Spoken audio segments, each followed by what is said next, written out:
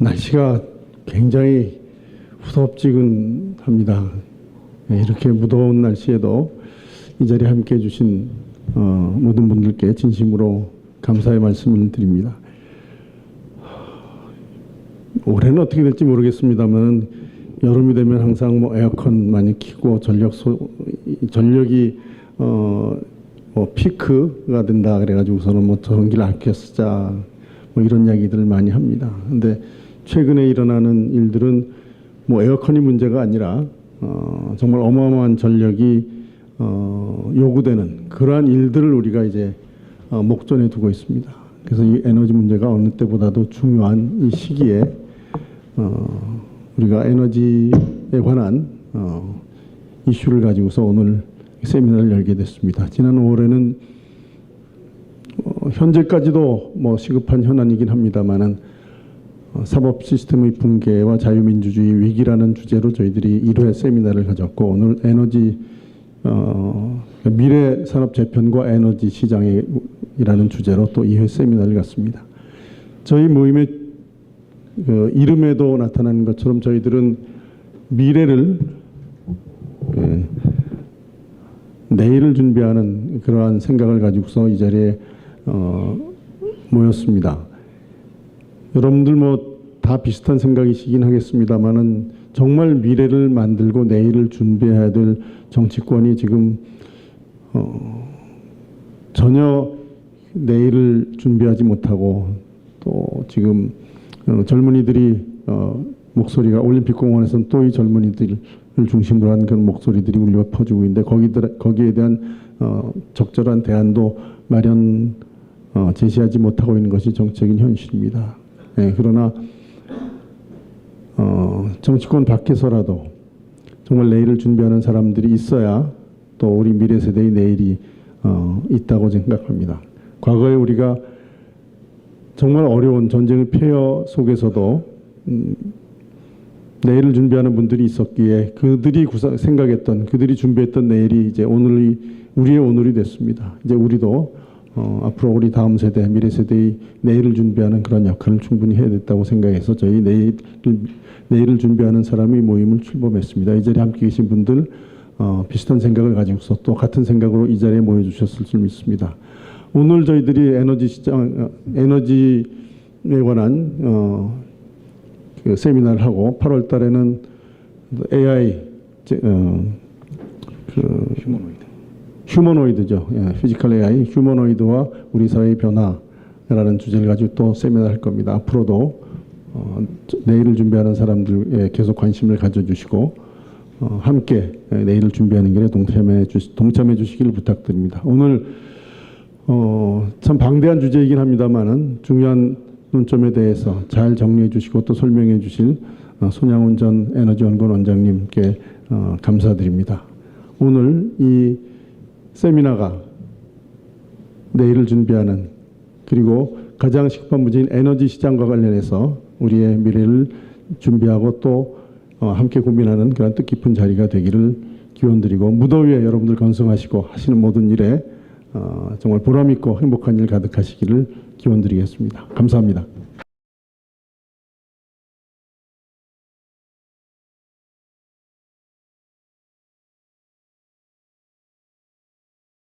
에너지를 위주로 해서 주로 공부를 해왔고 많은 에너지에 변천했던 과정들을 지켜봤기 때문에 뭐 혹시 드릴 말씀이 있지 않나 이런 생각이 아마 저를 초청한 것 같습니다.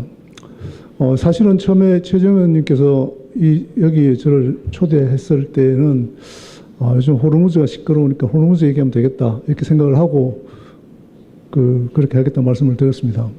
근데 그 뒤에 너무 상황이 아주 엄중하고 심각하게 돌아가고 AI와 관련된 이 전력과 관련된 일들이 미국을 중심으로 엄청난 큰 변화가 있고 또 아시다시피 며칠 전에 또 뭐 3대 메가 프로젝트라는 걸 발표하고 그 과정을 이렇게 보면서 또 우리나라의 많은 분들이 에너지 문제에 대해서 특히 전력 문제에 대해서 되게 심각하다는 생각을 갖고 계신 것 같습니다.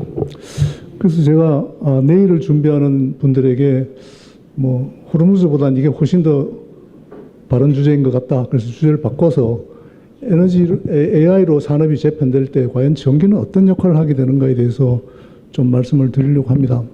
근데 와서 보니까 저랑 친하게 지냈던 분들이 워낙 많이 계셔가지고 너무 익숙합니다. 근데 대체로 많은 분들은 에너지에 대해서 그렇게 상세한 내용을 잘 아시지는 못합니다. 그래서 시간은 제약되어 있지만 가장 기본적인 에너지에 대한 어떤 팩트에서부터 시작을 해서 두 가지 정도를 꼭 말씀드리려고 합니다. 우리가 지난 한 십수년 동안 탄소 중립이다, NDC다, 기후변화다 하는 것들에 의하여 에너지가 엄청난 영향을 받아왔습니다. 그래서 이제 에너지 정책의 방향이 어떻게 하면 우리가 CO2를 덜 적게 배출을 하고 더 깨끗한 에너지로 갈 것인가에 대해서 아주 몰두를 하다시피 해왔고, 지금 이 정부가 들어와서 1년째도 기후 에너지 환경부는 여전히 그 포지션을 유지하고 있습니다.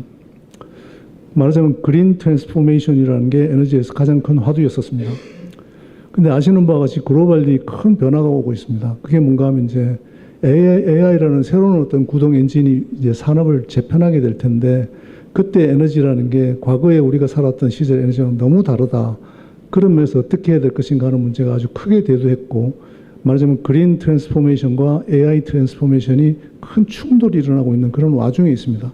그러다 보니까 이제 그와 관련된 논란도 많고, 저도 오늘 그런 얘기를 말씀드리려고 합니다. 말하자면 탄소 중립이라는 게 얼마나 황당한 얘기인가도 좀 말씀을 드리고, 전 세계적인 글로벌 트렌드는 어떠한가도 좀 말씀드리고, 그다음에 AI와 관련된 큰 변화가 어떻게 진행되고 있고, 우리에게 당면한 문제가 뭔가, 뭐 이런 식으로 좀 말씀을 드리려고 합니다. 제목을 AI 산업 재편과 에너지라고 썼다가 며칠 전에 어떤 뭐 외국 전문가가 와서 세미나에 갔더니 From bit to watt라고 이렇게 쓴 걸 보고 되게 좋은 말이다 이런 생각이 들었습니다. 우리가 AI라는 게 그동안 비트의 문제구나, 칩의 문제구나, 데이터의 문제구나 이런 생각을 해왔다가 이제는 와트가 문제다. 전기 없는 AI라는 건 존재하지 않는 걸 알게 되었고, 지금의 기술 수준은 엄청난 전기가 필요하다는 사실을 깨달았기 때문에 From bit to watt라는 새로운 어떤 구호가 나온 걸 보고 이게 부제로 너무 좋다 이렇게 해서 붙인 바가 있습니다. 그럼 시작을 한번 해보도록 하겠습니다. 먼저 우리나라의 여건을 좀 알고 시작을 해야 됩니다. 우리나라의 에너지는 어떤 특성이 있는가 하면, 우리나라는 아시는 바와 같이 부존 자원이 거의 없습니다. 심지어는 우라늄도 우리는 생산해내지는 못합니다. 부존 자원이 거의 없고, 근데 에너지 집약적인 산업 구조를 갖고 있습니다. 포항에서 시작해서 울산에서 부산으로 창원, 거제를 거쳐서 여수까지 가는 벨트를 보면 엄청나게 많은 중화학 공업이 있고, 그 많은 중화학 공업은 전부 다 에너지를 만들거나 전환하거나 수송하거나 쓰거나 정유하거나 석유화학과 같은 산업들로 꽉 차 있습니다. 말하자면 이른바 에너지 집약적인 산업 구조를 갖고 있습니다. 그 에너지 집약적인 산업 구조는 오늘날 우리가 이 어려움 속에서도 그래도 제조업이 버틸 수 있는 그런 산업적 기반이 되었기 때문에 그런 구조를 가진 우리 특성을 이해해야 된다고 생각을 합니다.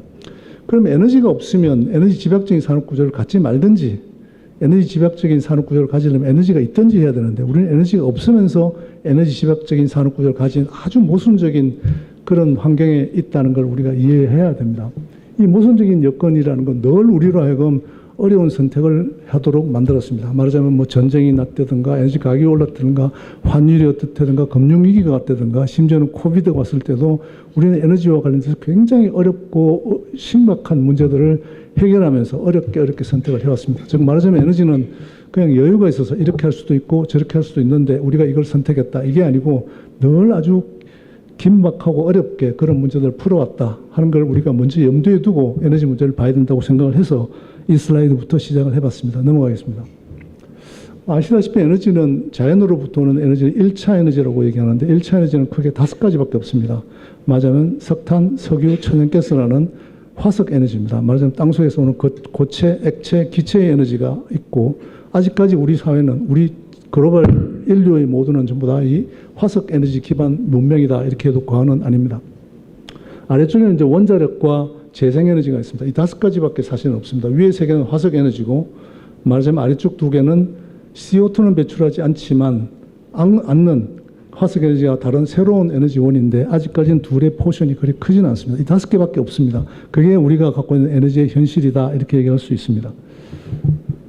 그렇다면 이걸 우리는 어떻게 쓰고 있는가에 대한 구조도 좀 이해를 해야 됩니다. 왜냐하면 많은 분들이 에너지다 그러면 전기밖에 모릅니다. 그러나 실제로 전기는 우리가 쓰고 있는 전체 에너지의 약 21%에 불과합니다. 이 그림에 나와 있는 파이 그래프가 한 해 동안 우리가 쓰는 전기라면, 이 왼쪽에 있는 하늘색의 77.7%가 화석 에너지를 전기로 바꾸지 않고 직접 소비하는 겁니다. 말하자면 석탄을 태우고 석유를 쓰고 천연가스를 직접 쓰는 일들이 77.7%이고 오른쪽 위쪽 상단에 있는 약 20% 조금 넘는 포션이 에너지를 전기로 만들어 쓰는 겁니다. 따라서 전기로 만들어 쓰지 않는 에너지와 전기로 만들어 쓰는 에너지 이렇게 나눈다면 약 8대 2의 구도가 역사상 거의 유지되어 왔고 대부분의 나라가 이게 글로벌 스탠다드로 있습니다. 우리도 마찬가지입니다. 그렇다면 도대체 화석에너지를 왜 이렇게 많이 쓰는데 이렇게 생각이 드시겠지만 화석에너지는 왼쪽에 있는 하늘색은 말하자면 수송용 에너지가 굉장히 큰 부분을 차지하고 있습니다. 전기자동차 일부를 빼고는 모든 자동차가 다 화석에너지를 쓰고 있고요. 비행기, 배, 모든 수송은 전부 다 화석에너지를 직접 쓰는 것밖에 아직은 방법이 없습니다. 뿐만 아니라 산업용 열, 말하자면 제철소의 큰 고로나 소성로나 엄청난 에너지를 산업용에서 쓰고 있습니다. 어떻게 쓰느냐 하면 전기로 바꾸지 않고 화석에너지를 석탄과 석유와 천연가스를 직접 씁니다. 그 다음에 건물 난방도 전기로 하는 것은 아주 일부에 불과합니다. 전부 다 여러분들이 이런 건물에 대한 모든 난방 전부 다 석유와 천연가스와 석탄 같은 것을 직접 쓰게 됩니다. 뿐만 아니라 석유화학의 원료는 전기로 절대로 만들 수가 없습니다. 화학과 관련된 어떤 화석 에너지가 없으면 우리가 쓰고 있는 플라스틱이나 비닐이나 화장품이나 안경이나 컴퓨터나 테이블과 같은 이 모든 것들에 대한 원료가 화석 에너지부터 나온다는 겁니다. 이게 우리가 쓰고 있는 에너지의 거의 77.7%를 차지하고 있고 그나마 전기가 20% 좀 넘는데 그나마도 화석 에너지가 그 와중에도 12.6%를 차지하고 있습니다. 말하자면 천연가스 발전소도 있고 석탄 발전소도 있습니다. 그러면 화석 에너지부터 해방된 에너지가 얼마나 되느냐 하면 바로 원자력이 총 7.1%, 재생에너지가 불과 2.7%에 불과합니다. 아니 재생에너지가 굉장히 많다고 하던데 이렇게 생각하시는 분들은 아마 전기에서 차지하고 있는 재생에너지 비중이 10 몇 프로 되는 걸 보고 말씀하시는 걸 겁니다. 그러나 전체 에너지로 따지면 여전히 재생에너지는 아직도 2.7%에 불과합니다. 따라서 화석에너지로부터 해방된 에너지라는 건 우리가 갖고 있는 지금의 기술 수준으로 우리가 갖고 있는 건 불과 아직도 10% 안쪽이라는 겁니다. 이게 우리의 에너지 현실이라는 걸 이해를 해야 됩니다. 말하자면 탄소 중립이라는 것은 이 모든 화석에너지를 다 쓰지 않겠다는 겁니다. 얼마 후에 20몇 년 후에 쓰지 않겠다는 이게 과연 과학적으로 말이 되는 얘기냐 하는 얘기를 하지 않을 수가 없습니다. 넘어가 보겠습니다. 왼쪽에 있는 그래프는 1900년부터 지금까지 앞으로 2050년까지 우리가 어떻게 석탄과 석유와 천연가스를 써왔는가 하는 겁니다. 말하자면 20세기의 문명은 화석에너지의 문명이다 해도 과언이 아닐 만큼 빠른 속도로 급박하게 우리는 콜과 오일과 가스를 개발해서 쓰면서 문명을 발전시켜 왔고 지금부터 100년 전의 우리의 삶과 지금의 우리의 삶의 차이는 오로지 에너지를 어떻게 쓰느냐에 따라서 달려있는 문제다 하는 걸 이해를 해야 됩니다. 탄소 중립이라 하면 이렇게 거침없이 올라가고 있는 화석에너지 사용량을 오른쪽에 있는 오렌지색 화살표처럼 절벽처럼 뛰어내려서 2050년에는 0을 만들겠다. 물론 약간의 조금 차이는 있습니다만 하여튼 그걸 하겠다는 게 탄소 중립이라고 보는 게 옳다 이렇게 생각을 합니다. 그건 가능하지가 않습니다. 왜냐하면 오른쪽에 있는 그래프는 인구를 나타내고 있는데 글로벌 파퓰레이션의 양은 1900년도에 우리가 지구상에 살고 있는 사람은 17억 명이었고 지금은 79억 명이 살고 있습니다. 엄청난 인구 증가를 이런 화석에너지를 기반으로 한 현대 문명이 그런 인구 증가를 가져왔다. 그래서 지금은 80억 명 정도가 지구 위에 살고 있습니다. 그런데 2050년이 되면 어떻게 될 것인가 하면 인구 추계에 의하면 약 97억 명이 지구상에 산다고 합니다. 앞으로 18억 명이 더 늘어난다는 것이죠. 아니 우리는 인구가 줄고 있지 않나. 그건 말하자면 구미와 한국과 일본 같은 나라의 일들이고 사실은 아시아와 아프리카는 지금도 어마어마한 인구가 늘어나서 지금도 놀랍게도 일주일에 100만 명 정도가 지구 인구가 늘어나고 있습니다. 그래서 앞으로 20년 후면 거침없이 100억 명에 도달하게 될 거다. 그러면 앞으로 늘어나는 18억 명의 인구는 전부 다 아시아나 남미나 아프리카에 있는 사람들인데 그 사람들은 지금 에너지가 아주 열악해서 심지어 어떤 곳에는 소똥을 주워서 말려서 밥을 하고 있습니다. 그런 사람들이 과연 이 지구의 기후 문제를 해결하기 위해서 에너지를 쓰지 않는 그런 삶을 선택하게 될 것인가는 굉장히 회의스럽습니다. 저런 인구 구조를 가진 우리가 이런 어떤 탄소 중립이라는 걸 이런 급박한 시간 내에 할 수 있겠다고 생각하면 너무 나이브하다 이렇게 얘기하지 않을 수가 없습니다. 넘어가겠습니다. 그러면 도대체 배출량은 지금까지 어떻게 되었는가를 좀 볼 필요가 있습니다. 이 그래프는 마찬가지로 1900년부터 지금까지 배출량이 늘어나는 CO2 배출량이 늘어나고 있는 그래프의 모양입니다. 아주 거침없이 늘어났고요. 단 한 번도 제대로 줄어본 적이 없습니다. 말하자면 대공황 때, 2차 오일쇼크 때, 혹은 금융위기 때, 코로나 때 조금씩 줄었습니다. 그러나 금융위기가 끝나고 코로나가 끝나자마자 바로 원래의 궤도로 회복을 했고, 코로나 끝나자마자 2023년에도 CO2의 배출량은 30.4 GTCO2고, 그 다음에는 37.8이었고, 2025년 작년도는 38.4로 추계되고 있습니다. 말하자면 우리는 단 한 번도 CO2의 배출을 줄여본 적이 없습니다. 말하자면 코로나 때문에 일시적으로 줄은 적은 있겠지만 금방 다시 복구한다는 겁니다. 아마 우리가 돌이켜 생각해 보면 여러분들은 코로나 있고 난 다음에 금융위기가 왔다고 해서 우크라이나에 전쟁이 있다고 해서 혹은 이란에 전쟁이 있다고 해서 불 꺼본 적이 있습니까? 에어컨 꺼본 적이 있습니까? 자동차 말고 다른 걸 선택해 본 적이 있습니까? 없다는 겁니다. 우리는 생활 패턴을 하나도 바꾸지 않고 오로지 그냥 막연하게 에너지를 적게 쓸 수 있는 삶으로 갈 수 있을 것이다. 이렇게 생각하는 것에 불과하다는 겁니다. 이게 우리의 이력이고 이 글로벌 카본의 추이만 봐도 탄소 중립이라는 건 허구다 하는 걸 알 수 있습니다. 넘어가 보겠습니다. 그래서 이 JP 모건이 만든 에너지 팔러시, 애뉴얼 에너지 팔러시 페이퍼에 관한 표지입니다. 이 좀 꽤 두꺼운 영문 책자인데 이 영문 책자에는 많은 얘기가 있겠지만 제가 보기에는 이 책자에서 다른 것들은 다 하여튼 좋은 얘기인데 표지가 너무 멋있었습니다. 그래서 표지를 전제한 겁니다. 이 표지는 뭔가 하면 말하자면 이제 인류가 태양광과 풍력을 갖고 재생에너지를 갖고 강을 건널 수 있지 않을까 하고 앉아서 이렇게 봤더니 강 속에서 시커멓게 생긴 공룡이 석유를 뒤집어쓰고 올라오는 이런 그림을 그려놨습니다. 굉장히 의미가 있다고 생각합니다. 여기에 보면 왜 이게 안 되는가에 대한 많은 얘기들이 있지만 이 표지가 모든 걸 다 설명한다고 생각합니다. 그래서 이 표지를 소개시켜 드리기 위해서 이 표지를 한번 소개해 봤습니다. 넘어가겠습니다. 흔들리는 각국의 탄소 중립 선언에 대해서 좀 얘기하려고 합니다. 많은 나라들이 호기롭게 탄소 중립을 선언했고 우리나라도 문재인 대통령이 2020년에 그 얘기를 했고 바이든 대통령도 얘기를 했고 전 세계의 130여 개 국가의 지도자들이 우리도 2050년이면 탄소 중립을 한다 하고 다 선언을 했습니다. 근데 시간이 한 5, 6년 지나가 보니까 그때 그 선언이 전부 다 당장 비용이 들지 않는 쉬운 약속이었고 아름다운 거짓말에 불과했다는 게 거의 알려지게 되었습니다. 말하자면 그때 그 선언을 했던 대통령들은 지금 제야에 내려가 계시거나 돌아가셨거나 지금은 거의 현직에 있지 않습니다. 말하자면 그 사람들이 내가 내 돈을 들이지 않고 내가 어떤 고통을 감내할 수 있는 탄소 중립이라는 아주 화려하고 아름다운 거짓말을 선언한 것이지 그게 현실에서 구현될 수 있으리라고 생각한다는 것은 굉장히 나이브하다는 생각을 하지 않을 수가 없습니다.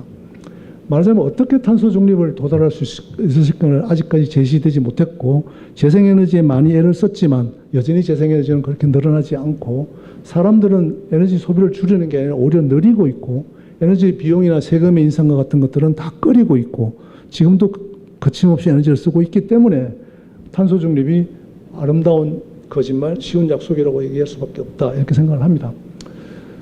에너지 전환에 대해서는 글로벌 대세이긴 하지만 불과 한 몇 년 사이 혹은 십수년 사이의 경험만 가지고 이게 어떻게 되리라고 판단하기는 아주 어렵지만 그 와중에 에너지는 거대한 지오폴리틱스가 아주 빠른 속도로 변하는 그런 상태에 와 있습니다. 미중 간의 갈등도 있었고 두 차례의 전쟁은 맞아요. 상상하기 어려운 충돌과 혼란이고 그다음에 에너지 지오폴리틱스는 어떤 방향으로 갈지 모르겠지만 우리가 지금까지 해왔던 어떤 에너지의 서플라이 체인은 완전히 바뀔 수밖에 없다 하는 게 지금 우리가 느끼고 있는 에너지의 현실이다 이렇게 생각을 합니다. 넘어가겠습니다. 그러다 보니까 EU도 탄소 중립에서 급격하게 후퇴하고 있습니다. 많은 기사들이 나서 잘 아시겠습니다만 EU의 경쟁력 리포트의 첫 장이 에너지를 잘못했다는 겁니다. 말하자면 원자력을 없애버리고 재생에너지를 과감하게 쓰고 가스는 러시아로부터 받기만 하면 된다 이렇게 생각했던 유럽의 에너지와 관련된 파리시가 토탈리 잘못됐고 그게 유럽 경쟁력의 악화의 첫 번째 이유라고 지금 꼽고 있으며 실제로 지금 유럽은 대부분 국가가 아주 어려운 상태에 지금 들어가 있습니다. 그러다 보니까 많은 변화가 지금 진행되고 있고 이 모든 것들을 다 따지고 보면 결국은 강요된 탄소 중립에서 슬그머니 후퇴하고 있으며 이기는 추세는 점차 가속화될 거다. 이제는 거의 노골적이다 이렇게 얘기할 수 있습니다. 오른쪽에 있는 그림의 그래프는 말하자면 EU가 위에 있는 선인데 전기요금이 저렇게 높이 올라간 반면에 미국은 최근에 좀 올랐습니다만 미국과 차이나는 아직 여전히 굉장히 낮은 상태에 있고, 미국은 우리의 시장이고 차이나는 우리의 경쟁 국가인데 우리보다 훨씬 싼 가격에 전기를 공급할 수 있는 시스템이 갖추어져 있고, 이유는 이것 때문에 굉장히 어렵다 하는 얘기를 할 수 있습니다. 넘어가겠습니다. 어쩌면 기후변화에 에너지 안보가 크게 휘둘렸다 이렇게 얘기할 수밖에 없습니다. 기후변화에 대응하고 NDC를 지켜서 에너지 정책을 만들어야 한다는 것은 각국이 파리 협정을 준수하려 하고, 그다음에 모두 다 약속된 NDC를 지킨다는 전제하에 있는 겁니다. 마침 세상에 200여 개의 국가가 있는데 다른 나라들이 다 안 하는데 나만 한다는 것은 아무 의미가 없다는 걸 사람들이 이제 깨달은 것이죠. 실제로 작년에 캅 미팅이 연말에 있었는데 원래는 중간 보고를 나라마다 내야 되게 되어 있었습니다. NDC가 우리 얼마로 2030년까지 하기로 했으니까 지금 중간 연도인 지금쯤에는 우리는 얼마쯤 했다 하는 성과 보고서도 내야 되고 그렇게 되어 있습니다. 근데 아무도 내지 못했습니다. 왜? 아무도 못 지켰기 때문에 그렇습니다. 우리는 물론 못 지켰고 그렇게 나와서 막 얘기하는 것 같지만 사실은 NDC 리포트는 전혀 만들어내지 못하고 있습니다. 우리나라의 CO2 배출량은 전 세계 배출량의 적은 사람은 1.1%라 는 사람도 있고 1.7% 정도 사람도 있는데 약 1.7% 미만입니다. 우리가 아무리 선도적으로 선제적으로 앞장서서 CO2를 배출을 줄이더라도 전 세계의 CO2 배출이 다른 나라가 하지 않으면 아무 무의의 노력에 불과하다는 겁니다. 중국이 한 25%를 배출하고 있고요.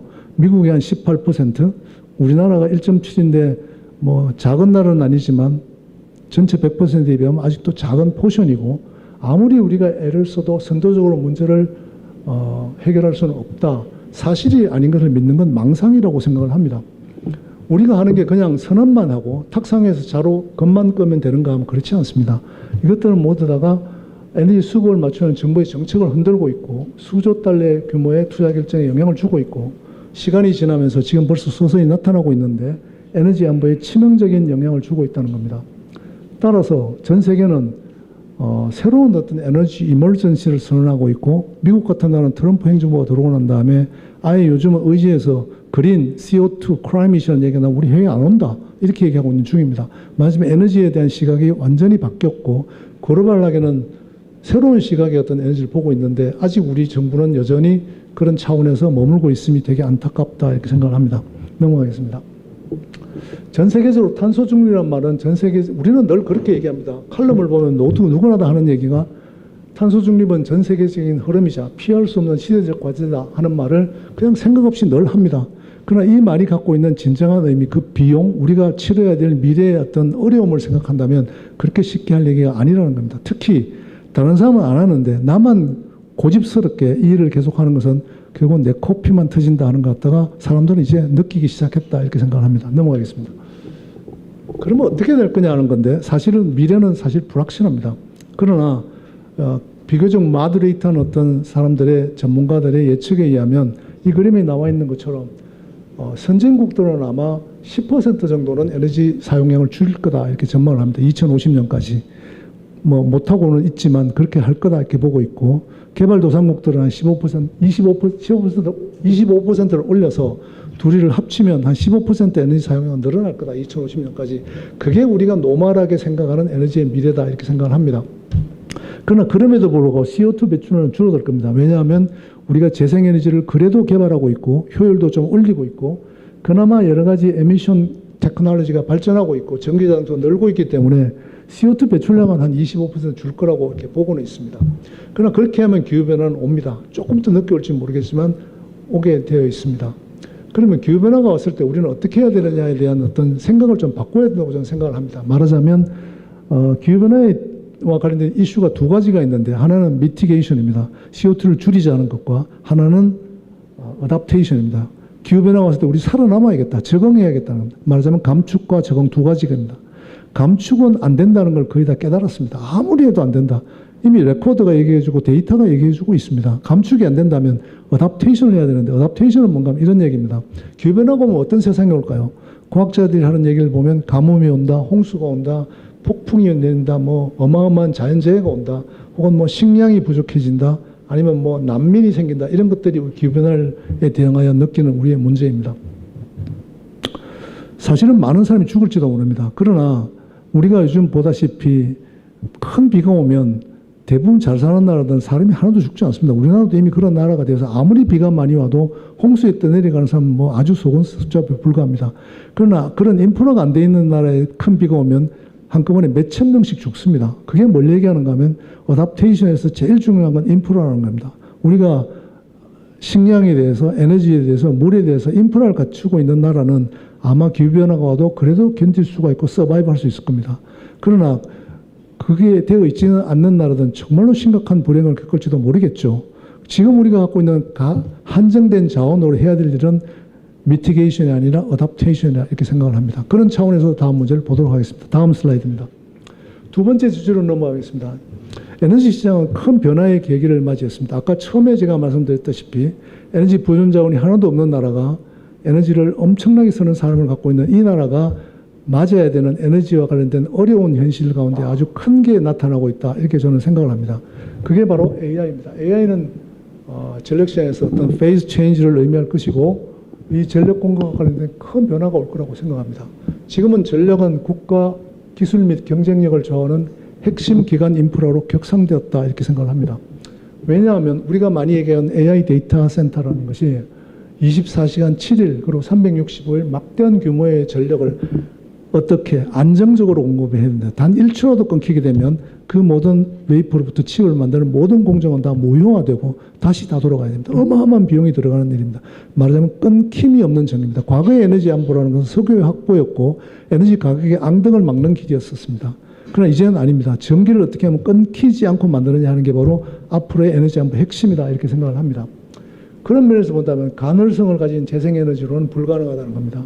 새로운 개념의 기저전환이 필요한 시도를 급전환하게 되었고 사람들은 이제 드디어 그린 트랜스포메이션과 AI 트랜스포메이션이 충돌을 하게 되었고 그 충돌은 We cannot have both라고 얘기합니다. 그 에너지 정책을 큰 방향을 바꾼 그린 트랜스포메이션과 앞으로 크게 바꾸게 될 이 AI 트랜스포메이션이 두 개가 공존을 못합니다. 왜냐하면 정반대의 정책을 가리키고 있기 때문입니다.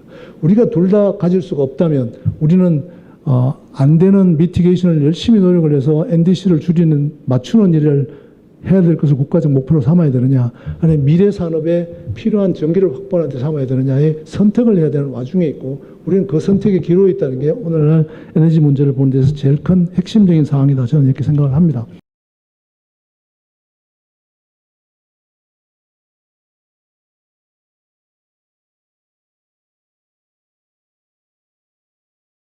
넘어가겠습니다. 이 생각은 이 보고서에 잘 나와 있습니다. CSIS라고 Center for Strategy and International Study라는 미국의 유명한 기관입니다. 뭐 다 아시겠습니다. 이 유명한 기관에 나온 보고서 가운데 큰 충격을 준 보고서가 하나 있습니다. 이게 바로 트럼프 대통령이 되자마자 미국을 에너지 이머전시를 선언했습니다. 미국의 에너지 비상사태를 선언했을 때 저도 그때는 에너지라는 사람인데 아니 미국의 셰일가스가 저렇게 많은데 에너지 비상사태를 선언하는 게 도대체 무슨 말이야 이렇게 생각을 했던 적이 있었습니다. 그러나 그 말의 근저에는 이런 데이터가 있었습니다. 이 데이터가 뭔가 하면 미국과 중국의 전력 공급 능력의 데이터입니다. 1980년도만 해도 미국은 중국보다 10배 이상의 전력 공급 능력을 갖고 있었습니다. 그래서 미국은 그 사이에 제조업이 많이 퇴출하고 전력 사용량이 조금씩 늘어나서 거의 수평선을 지킨 반면에 중국은 급속하게 전력 설비가 늘어났고 2010년에는 골든 크로스가 일어났고 지금은 중국이 미국보다 약 3배의 전력 공급 능력을 갖고 있습니다. 엄청난 석탄을 갖고 있고 엄청나게 원자력을 짓고 있고 지금도 석탄 발전소를 공사 중인 것만 거의 100개에 가깝습니다. 원자력도 많이 짓고 있고 재생에너지도 엄청나게 짓고 있습니다.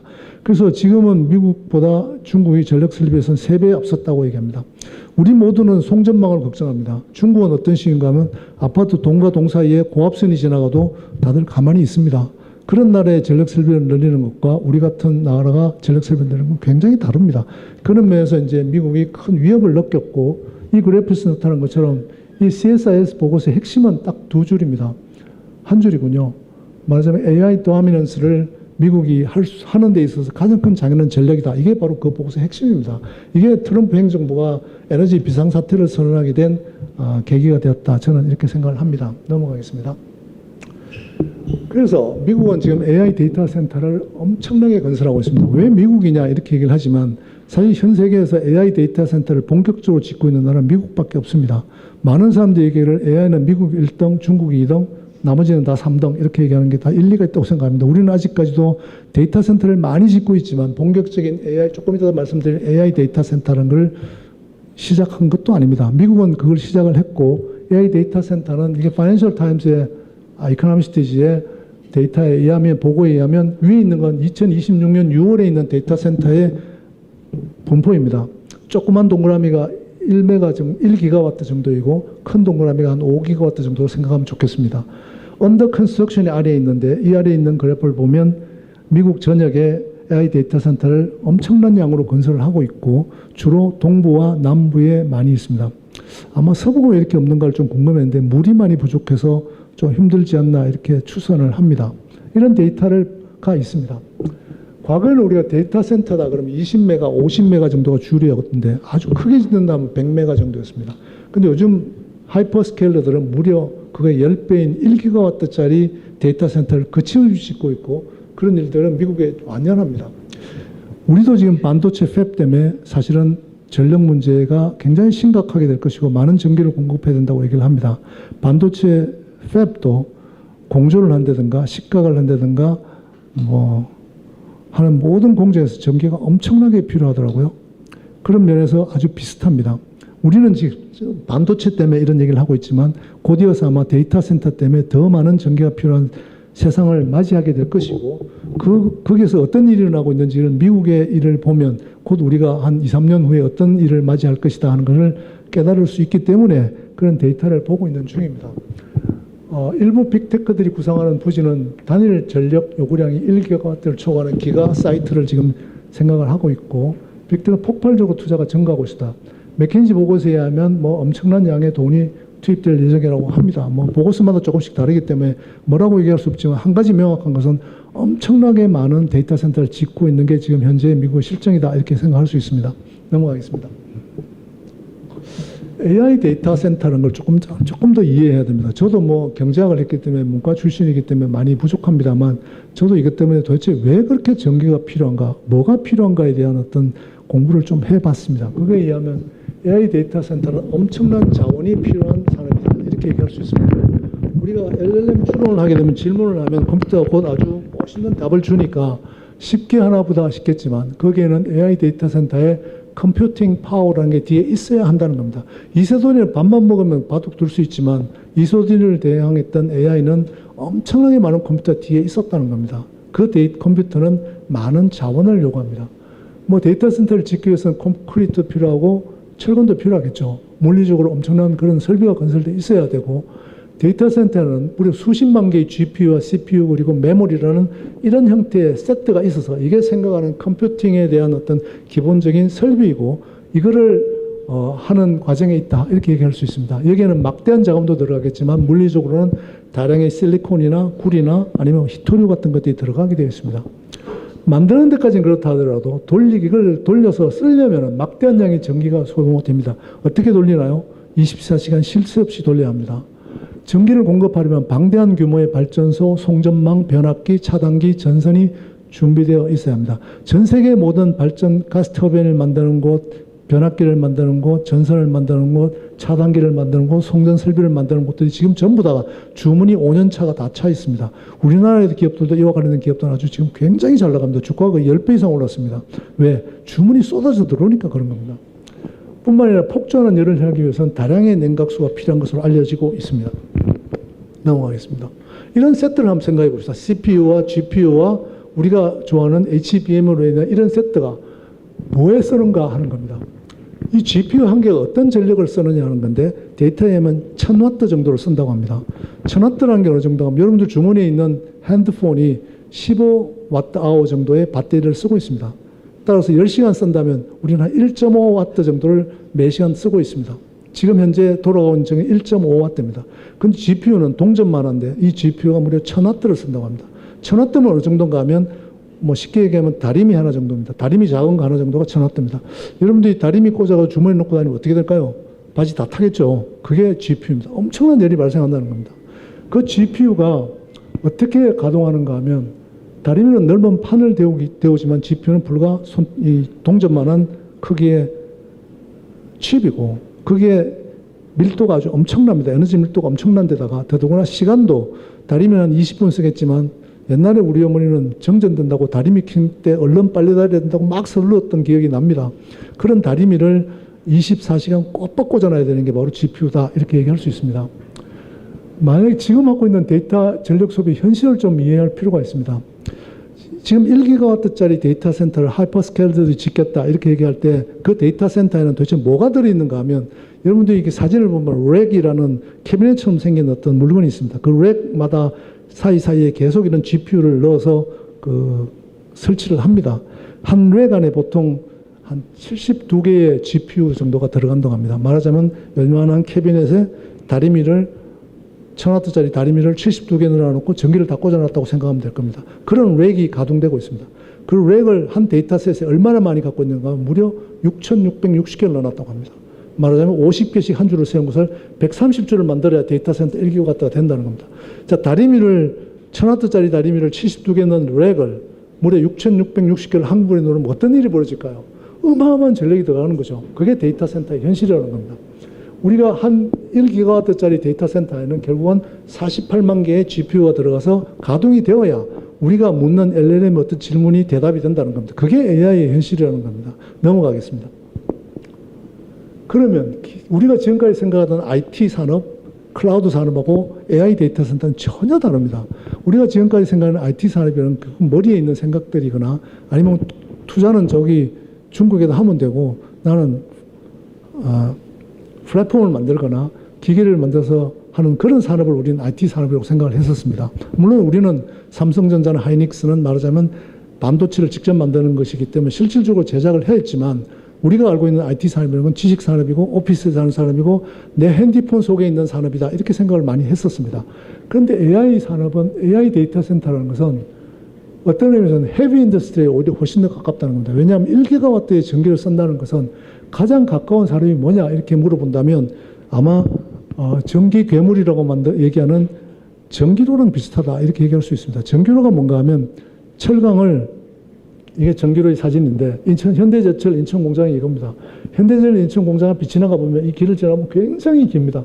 이 큰 공장 안에 어떤 설비가 있는가 하면 전기로가 철강 생산 규모는 연산 400만 톤이고 그다음에 약 500메가와트의 전기를 쓴다고 합니다. 놀랍게도 데이터 센터의 반입니다. 데이터 센터의 반이면 1기가와트의 반이면 500메가와트입니다. 실제로 현대제철 인천공장 난 믿기지가 않아서 현재도 인천공장의 계약전력을 조사해봤더니 450메가와트밖에 안 됐습니다.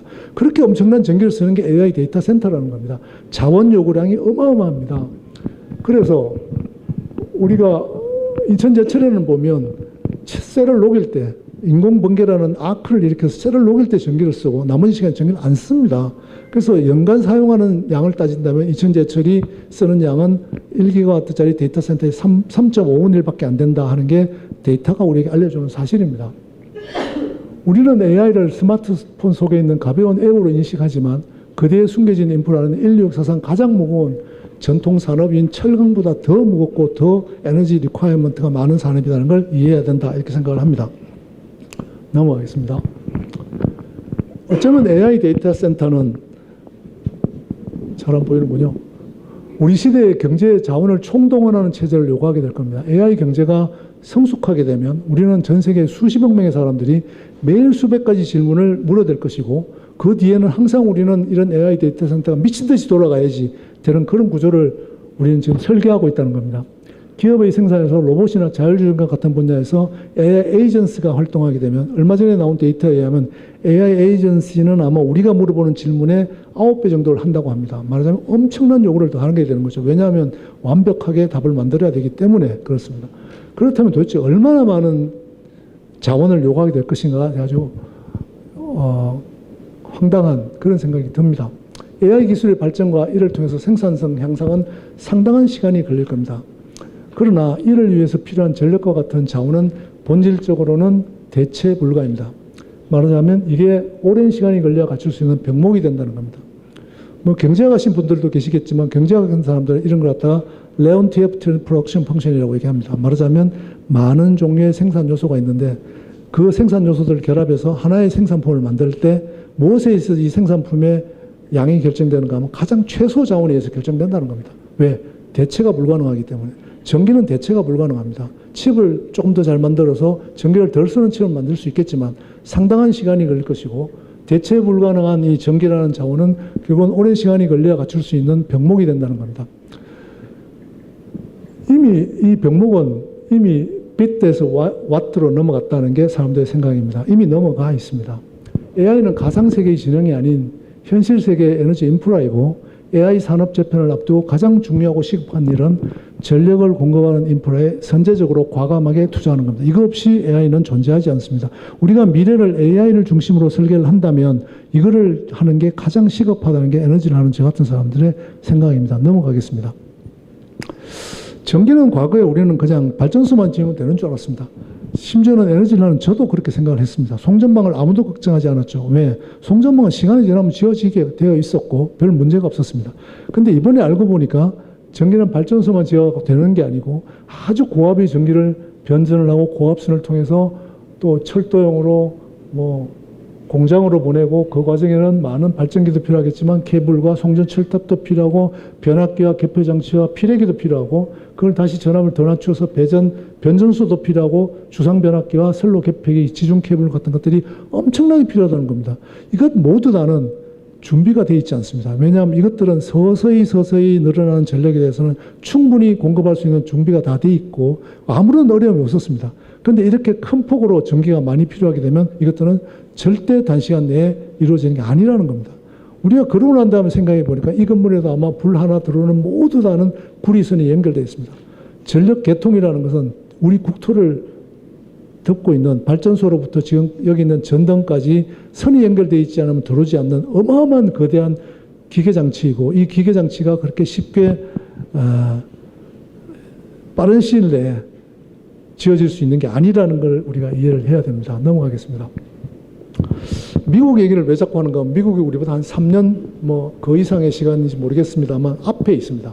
거기에 아주 급박하게 미국은 그 문제에 부딪혔습니다. 말하자면 전기가 모자랐고 원자력은 진료가 봤더니 10년 이상 걸린다 그러고 SMR은 아직도 개발되려면 시간이 더 걸린다 그러고 가스 터바인을 하려고 했더니 가스 터바인 만드는 회사들이 5년 동안 주문 안 받는다 그러고 지금 주문하면 잘하면 6년 후에 받을 수 있다고 얘기를 하고 그러다 보니까 굉장히 비싼 연료전지 찾아가고 심지어는 우리나라에 와서 현대중공업에 와서 배에다 쓰는 엔진 발전기를 무려 수십 대씩 사갔습니다. 왜? 전기가 없으니까. 송전망은 해주지도 않으니까. 그래서 뿐만 아니라 이게 경기에 와는 설비가 모자라는 어떤 바틀렉을 지금 겪고 있고 지금은 더 나가서 주민들이 이제 엄청난 반대를 합니다. 우리 동네에 데이터 센터 좀 갖고 오지 마라. 왜? 전기요금 올라간다.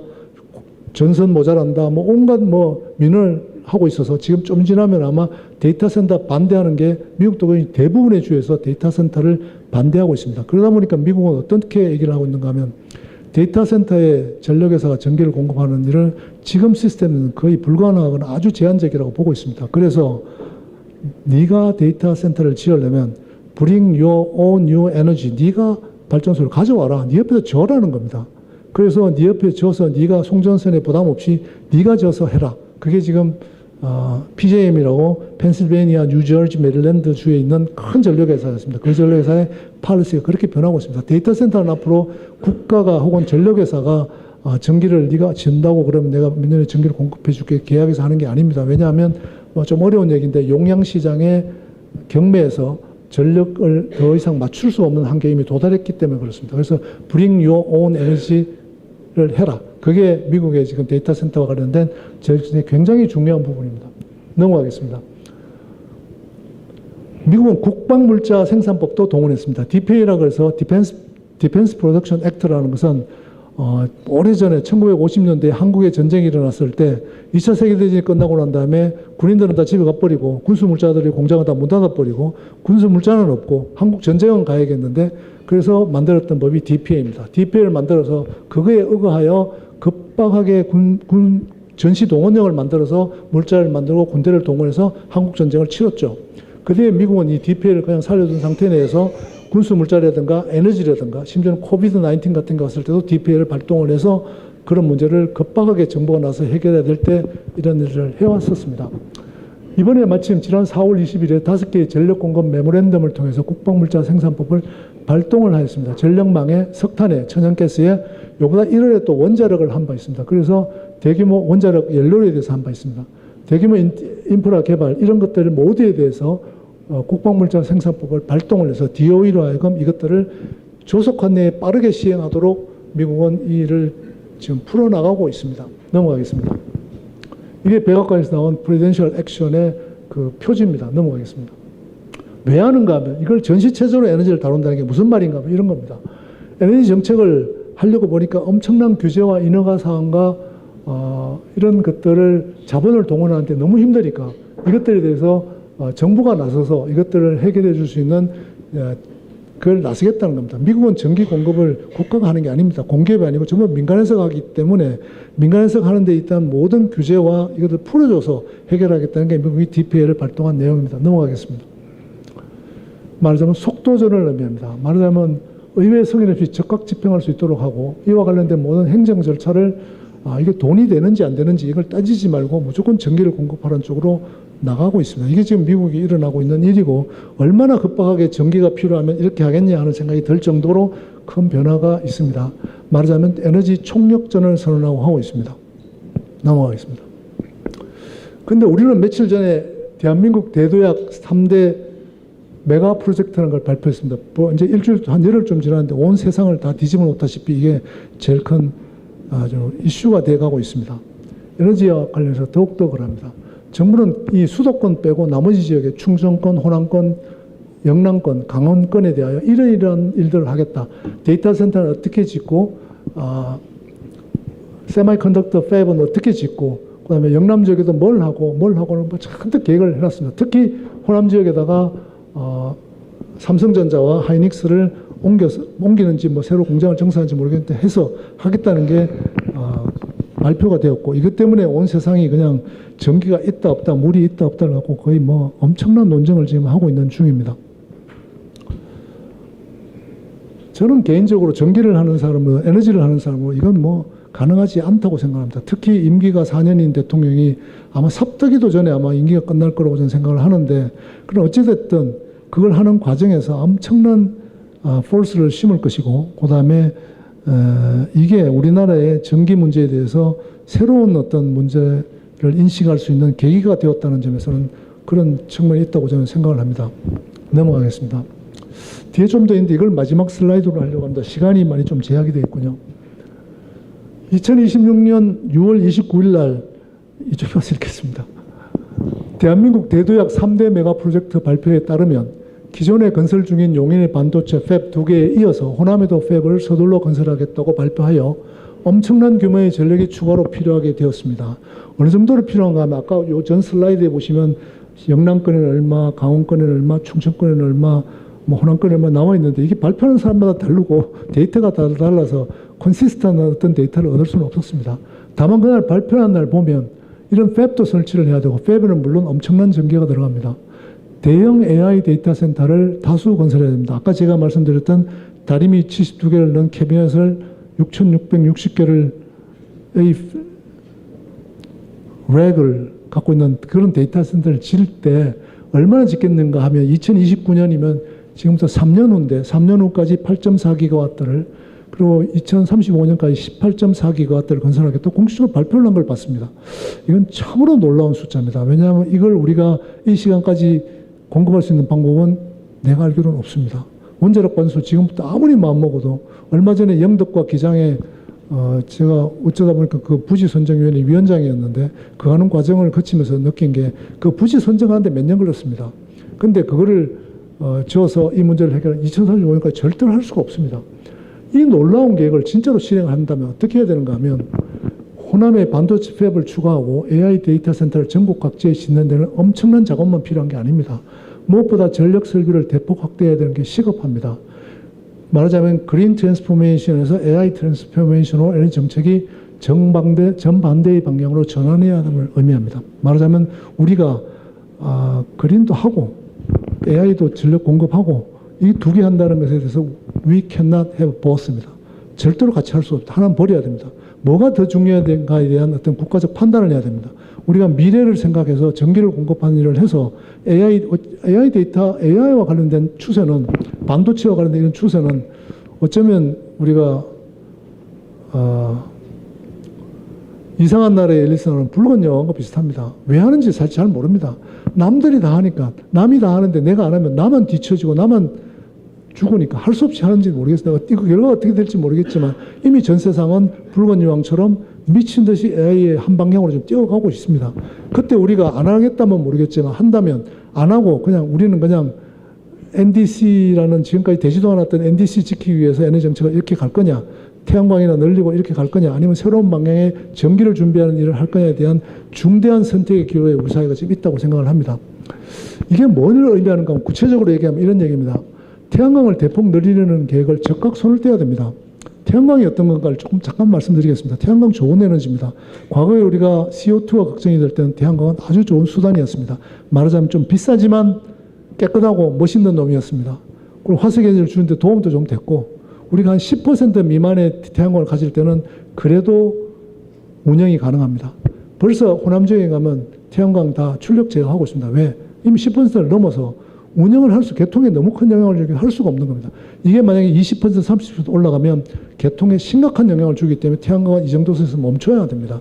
근데 이 정부는 여전히 2030년까지 100기가와트를 하겠다고 엄청난 포부를 밝히고 있고 지금도 하고 있습니다.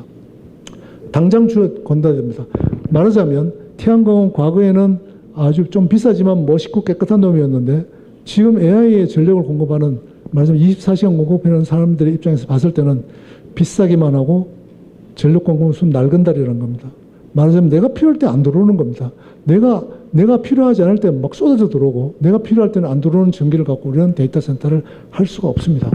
두 번째는 석탄 발전소를 폐지하였던 계획을 지체 없이 바로 폐기해야 됩니다. 지금 석탄 발전소 충남 해변가에 있는 것, 그다음에 뭐 남쪽에 있는 이 석탄 발전소들은 송전망도 다 돼 있고 그 석탄 발전소는 30년밖에 쓰지 않았습니다. 아주 쌩쌩한 기계입니다. 한 가보시면 놀랄 만큼 이렇게 깨끗하다는 생각이 들 겁니다. 그걸 폐지한다는 것은 말하자면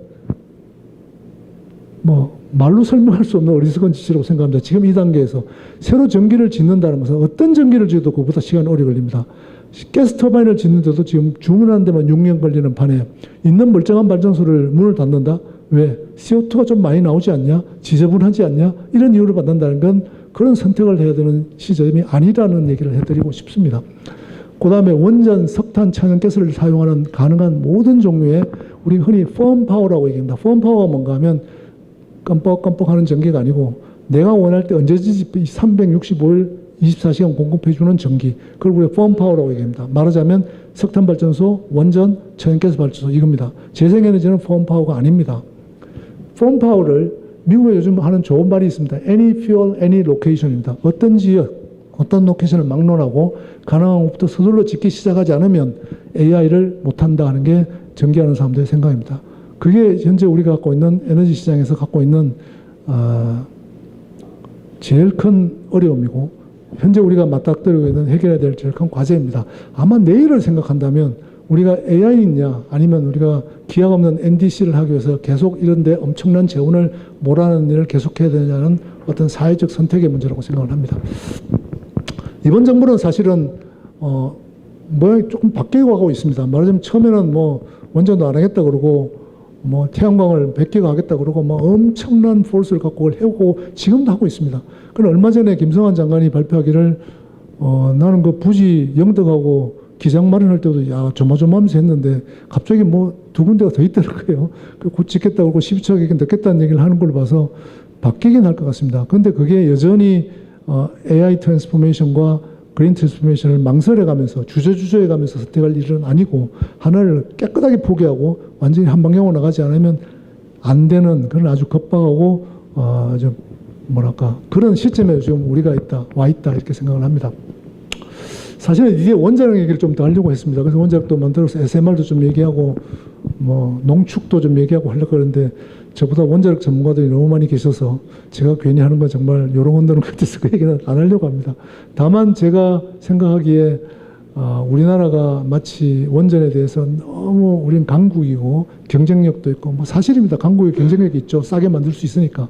그러나 새로운 노형을 개발하는데 우리는 아직 사실 젬병입니다. 여기 원자력 유명한 교수님들이 다 앉아 계셔서 제가 말하기 좀 어려운데 사실 우리는 우리가 하고 있는 APR 1400 IP 문제도 해결하지 못하고 있습니다. 그래서 미국은 사실 짓는 데는 젬병이지만 그와 관련된 데이터나 그와 관련된 노하우나 그런 여러 가지 수단을 갖고 있는 나라입니다. 그래서 그 두 나라가 상당한 보완적 관계라는 말씀도 드리고 싶었고, 그 다음에 저는 개인적으로 농축을 꼭 해야 된다고 생각을 합니다. 농축에서 원전 연료가 그동안 지금까지는 러시아가 소련이 망하고 난 다음에 그 핵무기에서 나오는 그 핵물질을 분해해서 전 세계에 팔았고, 우리 그거를 아주 싸게 지금까지 잘 이용을 해왔습니다. 근데 그게 2028년 곧 끝납니다. 그래서 미국도 아주 다급하게 되었고, 미국도 지금 원전 연료를 만드는 사업을, 왜냐하면 다 망해버렸습니다. 다 민간 회사들인데 러시아가 하도 싸게 파니까 이길 수 없으니까 그동안 다 망했거든요. 새로 막 구축하고 있는 중입니다. 우리도 이런 상태가 되게 되면 몇 년 후쯤에 농축을 하는 능력을 갖지 않으면 원전 연료를 과연 우리가 확보할 수 있을까, 이런 걱정을 많이 합니다. 뭐 그런 얘기를 좀 드리고 싶었습니다만, 뭐 파일은 있습니다. 혹시 필요하시면 참고하시고, 제 발표는 이 정도 선에서 마치도록 하겠습니다. 고맙습니다.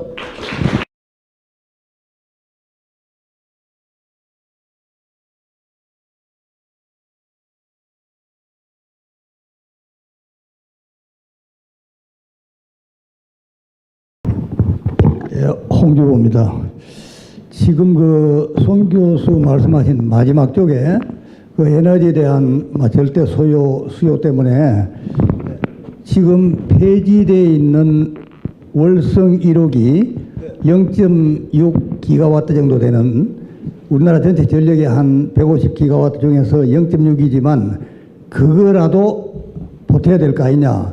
그게 사실은 여러 가지 이유로, 복잡한 여러 가지 이유로 지금 정지가 되어 있는데, 왜냐하면은 그거라도 전력에 보탬이 되고, 두 번째는 마이크로소프트 빌 게이츠가 TMI 1호기를 지금 한 3년 내로 자기 돈으로 전력비가 더 비싸더라도 안정된 확실한 전력을 쓰겠다는 그 신념에 의해서 그걸 살리고 있는, 한 2, 3년 내로 살려질 겁니다. 그리고 또 지금 우리나라 국내 전기본 수정 지금 곧 작업을 하는데, 거기에도 지금 여러 가지 경향이, 이 전기가 AI 전력, 호남 반도체 이런 문제 때문에 절대적으로 부족하기 때문에 내가 볼 때는 좀 긍정적인, 지금까지 좀 부정적인 의미가 있었지만은 긍정적인 의미가 있지 않겠느냐. 그래서 월성 1호기를 빨리 살리는 것을 학계나 산업계에서 적은 주제지만은 서브 타이틀이라도 좀 얹어가지고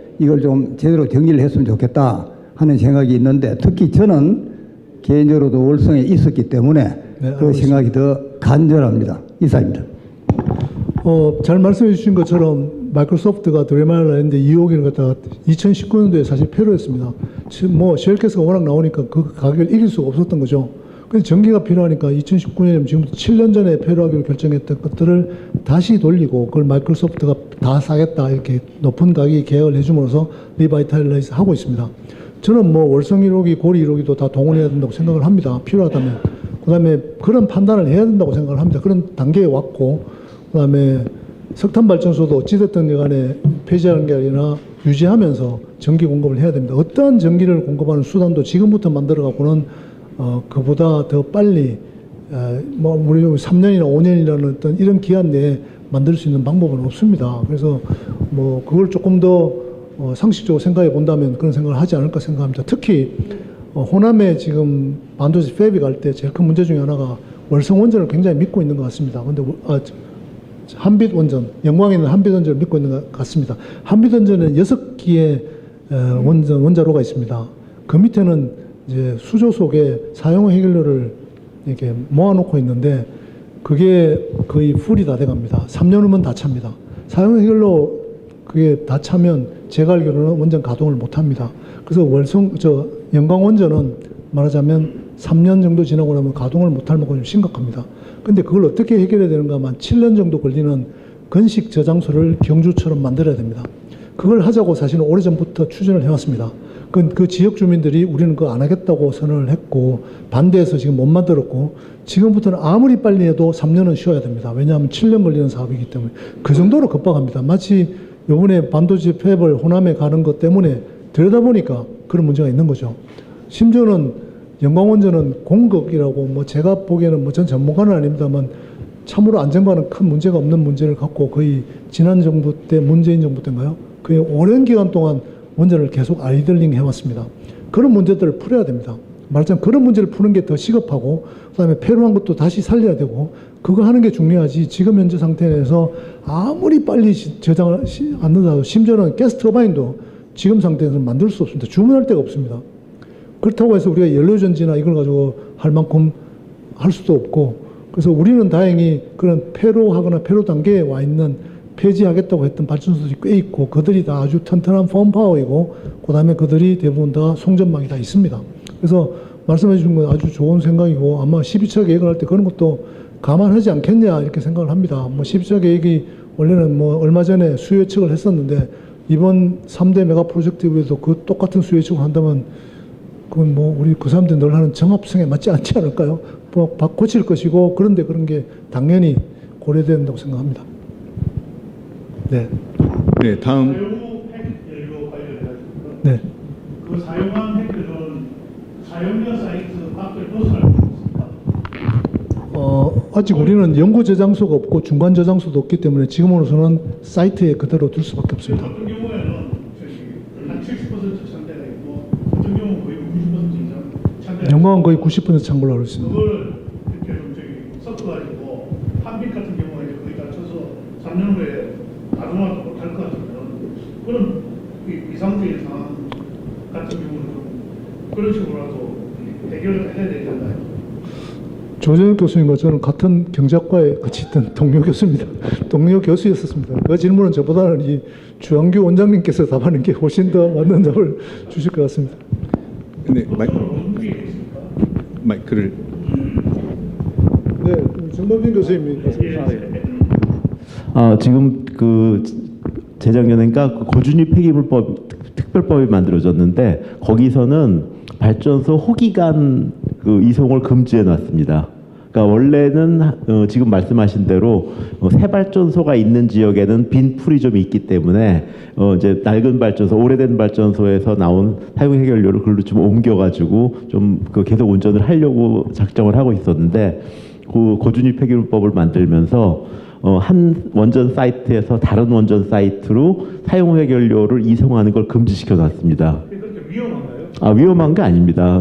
근데 사실은 그 고준위 폐기물법 자체를 만들 때 여러 가지 의견이 있었는데 그 법이 원래는 이제 고준위 폐기물을 처리하기 위한 절차법의 성격으로 만들었지만 실제로 만들 때는 안 좋은 의도가 있어서 원전 계속 운전을 못하게 만든다거나 그런 의도가 많이 들어갔습니다. 그래서 특히 이제 두 가지 독소 조항이 있었는데 아까 말씀하신 것처럼 한 발전소에서 그러니까 다른 사이트로 사용 해결료를 이송을 못하게 한 것이 하나가 있고요. 두 번째로는 그 부진에 지금은 풀에다 저장을 하고 있는데 드라이 스토리지 시스템을 이제 건설하면 또 운영을 연장할 수 있는데 그 드라이 스토리지 시스템의 용량을 제한해 버렸습니다. 사실은 그렇기 때문에 이제 특히 한빛 같은 경우에는 추가 호기를 안 줬기 때문에 가장 심각한 문제입니다. 네. 네, 또 질문 받겠습니다. 저 뒤쪽으로. 마이크로 해주시면 좋겠습니다. 네. 안녕하세요. 발표 잘 들었습니다. 여쭤보고 싶은 건 사실 원전 산업이 대한민국에 있어서 굉장히 중요한 산업이고 이제 성장시켜 나가야 할 산업이면 틀림없는데 AI 데이터 센터와 관련해서는 실질적으로 미국에서 신규로 이제 데이터 센터들이 필요한 전력을 직접적으로 공급 계약을 맺으라고 봤을 때에 최근에 가장 많이 하고 있는 건 천연가스 그리고 태양광 ESS 그리고 이제 연료전지까지 아니면 최근엔 발전용 엔진까지 사용하고 있는 상황인데요. 사실 그거는 원전을 배제하거나 탈탄소의 움직임이라기보다는 데이터 센터의 공기와 원전의 공기가 시차가 있기 때문에 당장 전력이 필요한 데이터 센터 입장에서 원전을 채택하기가 실질적인 어려움이 좀 있을 것 같습니다. 그래서 기존 원전을 재가동하는 결정은 빠르게 이루어지고 있지만 신규 원전 발주는 사실은 거의 나오고 있지 않은 상황인데요. 그렇게 생각했을 때에 원전이 굉장히 중요한 에너지원이면 틀림이 없지만 AI 시대에 있어서 과연 주력 전력원이 될 수 있다고 보시는지 거기에 대해서 좀 궁금합니다. 태양광 말씀이신가요? 태양광을 해야 된다는 게 아니라 천연가스라든지 아니면은 지금 다른 전력원이 이제 그 공기가 상대적으로 빠른 전력원들이 채택되고 있는데 그러면 저희 데이터 센터의 그 가동과 맞춰서 사실 전력이 필요하지 않습니까? 그러면은 원전은 어떻게 보면 이제 지금 오늘 발주가 나가도 아주 빨라도 5년에서 7년 이상이 걸리는 산업이라고 생각하면 그 미래에 있어서 원전 시장이 생각보다 좀 작아지는 게 아닌지 걱정돼서 좀 질문드립니다.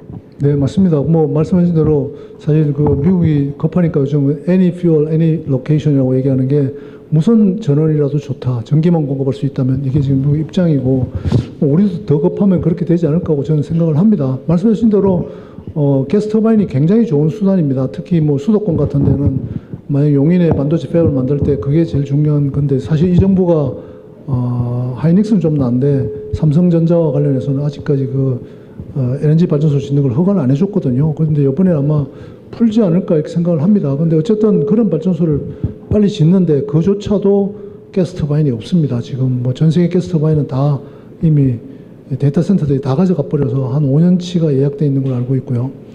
뭐 급한 대로 써야 될 것이고 그다음에 뭐 태양광이라고 해서 아닌 건 아니지만 그러나 태양광과 ESS라는 수단은 어떤 문제가 있는가 하면 좀 간략하게 말씀드리면 100메가와트의 전기가 늘 필요하다.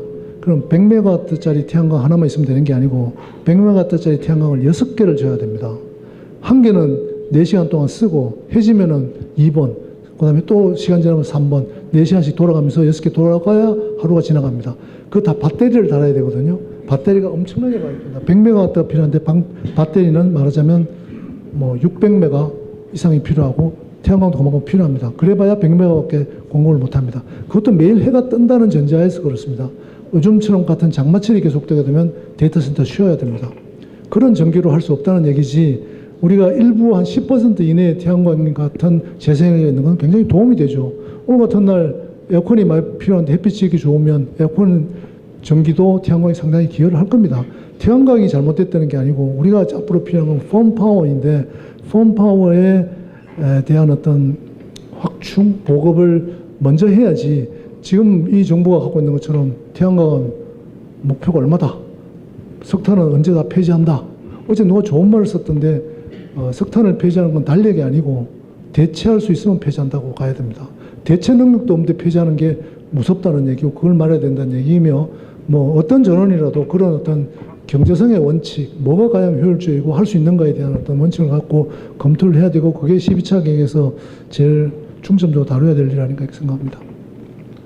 제가 관련 질문을 좀 보완해서 답변을 원자력 입장에서 좀 하려고 그러는데요. 괜찮겠습니까? 네. 그 원전이 뭐 짓는데 오래 걸린다. 뭐 대통령이 15년 말씀하셨고 또 SMR도 뭐 7, 8년 걸릴 거라는 그런 통념이 있는데요. 사실은 원전 훨씬 더 빨리 지을 수 있습니다. 그 빨리 짓는 거에 병목이 되는 거는 이제 규제거든요. 우리나라 이제 규제 기관이 지나치게 그 환경단체 반핵하는 사람들의 그 질책을 두려워해가지고 빨리빨리 못하는 그런 게 있어요. 미국에서도 이제 여태 그랬는데 미국에서는 이제 그 트럼프 대통령이 그 문제의 심각성을 인지하고 미국 그 원자력 안전규제위원회를 대폭 쇄신을 해서 이제 보통 5년 걸리던 그런 인허가를 1년 반 안에 해라 이렇게 해갖고 그 기존 발전소뿐만 아니라 SMR에 대해서도 신속하게 인허가를 하는 거를 이제 추진을 하고 있습니다. 우리나라도 그렇게 한다면 실제로 건설하고 기기 제작하고 그러는 데는 그렇게 오래 걸리지 않고 신속하게 배치를 할 수가 있습니다. 근데 이제 거기에서 좀 문제가 되는 거는 역시 이제 그 환경단체 그 반핵주의자들의 그런 인식과 주장인데 그게 비단 원자력에만 관련되는 게 아니고 지금 사실 전기 문제로 보면 그 송전망이 중요한 문제잖아요. 근데 송전만 전재파 이슈 이런 것도 사실은 과학적으로 보면 근거가 없는데 그런 환경단체들의 그런 과도한 주장에 의해서 지금 국가 전체가 이제 피해를 보고 있다 이 말입니다. 그래서 저는 오늘 그 발표 아주 잘 들었고 여기 계신 분들은 송 교수님 주장에 다 동의하실 거라고 이렇게 생각을 하지만 저 밖에 있는 분들 또 그 에너지 전환 주장하고 태양광 주장하는 분들 또 반론을 얘기할 수 있는데 그런 사람들의 그 반론을 바꿀 수 있는 생각 그거는 이제 근본적으로 좀 그 반핵과 그다음에 그 송전전에 대한 비과학적인 그런 주장을 좀 바꾸는 그런 거대 담론을 좀 추구해봐야지 이런 문제가 해결되지 않을까 이렇게 생각합니다. 석탄 발전소 같은 것도 동해안에 이제 질 수 있는데 그거를 수도권으로 끌어올려면 송전선 문제거든요. 사실 송전선이 그렇게 그 저주파 교류이기 때문에 큰 위해가 없는데 그런 게 이제 엄청난 오해를 소위 괴담을 이렇게 형성하고 있는데 그런 그 잘못된 인식, 국민의 인식으로부터 우리가 그걸 좀 구해내는 일을 과학계가 좀 해야 되지 않을까. 그래서 여기 이제 내일을 준비하는 모임이라고 그랬는데 그런 걸 좀 관심을 가지셨으면 좋겠습니다. 네, 답변 고맙습니다. 제가 이래서 조항 교수님 좋아합니다. 근데 제가 얼마 전에 아까 말씀드린 것처럼 영덕하고 기장 부지 평가 선정위원회 위원장을 했었거든요. 한 10년 만에 이제 부지 선정을 하는데 그 위원장을 맡으면서 사실 솔직히 저희 황주호 교수님께서 사실 저를 임명하셨는데 하면서 한번 맥살 한번 잡힐 수도 있겠다 이 생각했습니다.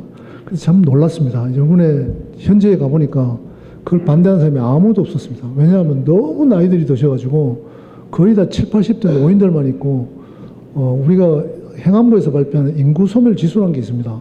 맞으면 가임 기간의 여성 수에다가 전체 인구를 나눈 숫자 뭐 이런 거 비슷합니다. 그게 너무 작아가지고 그대로 세월이 지나면 거기에 있는 사람들이 다 소멸할 지경에 있는 곳이더라고요.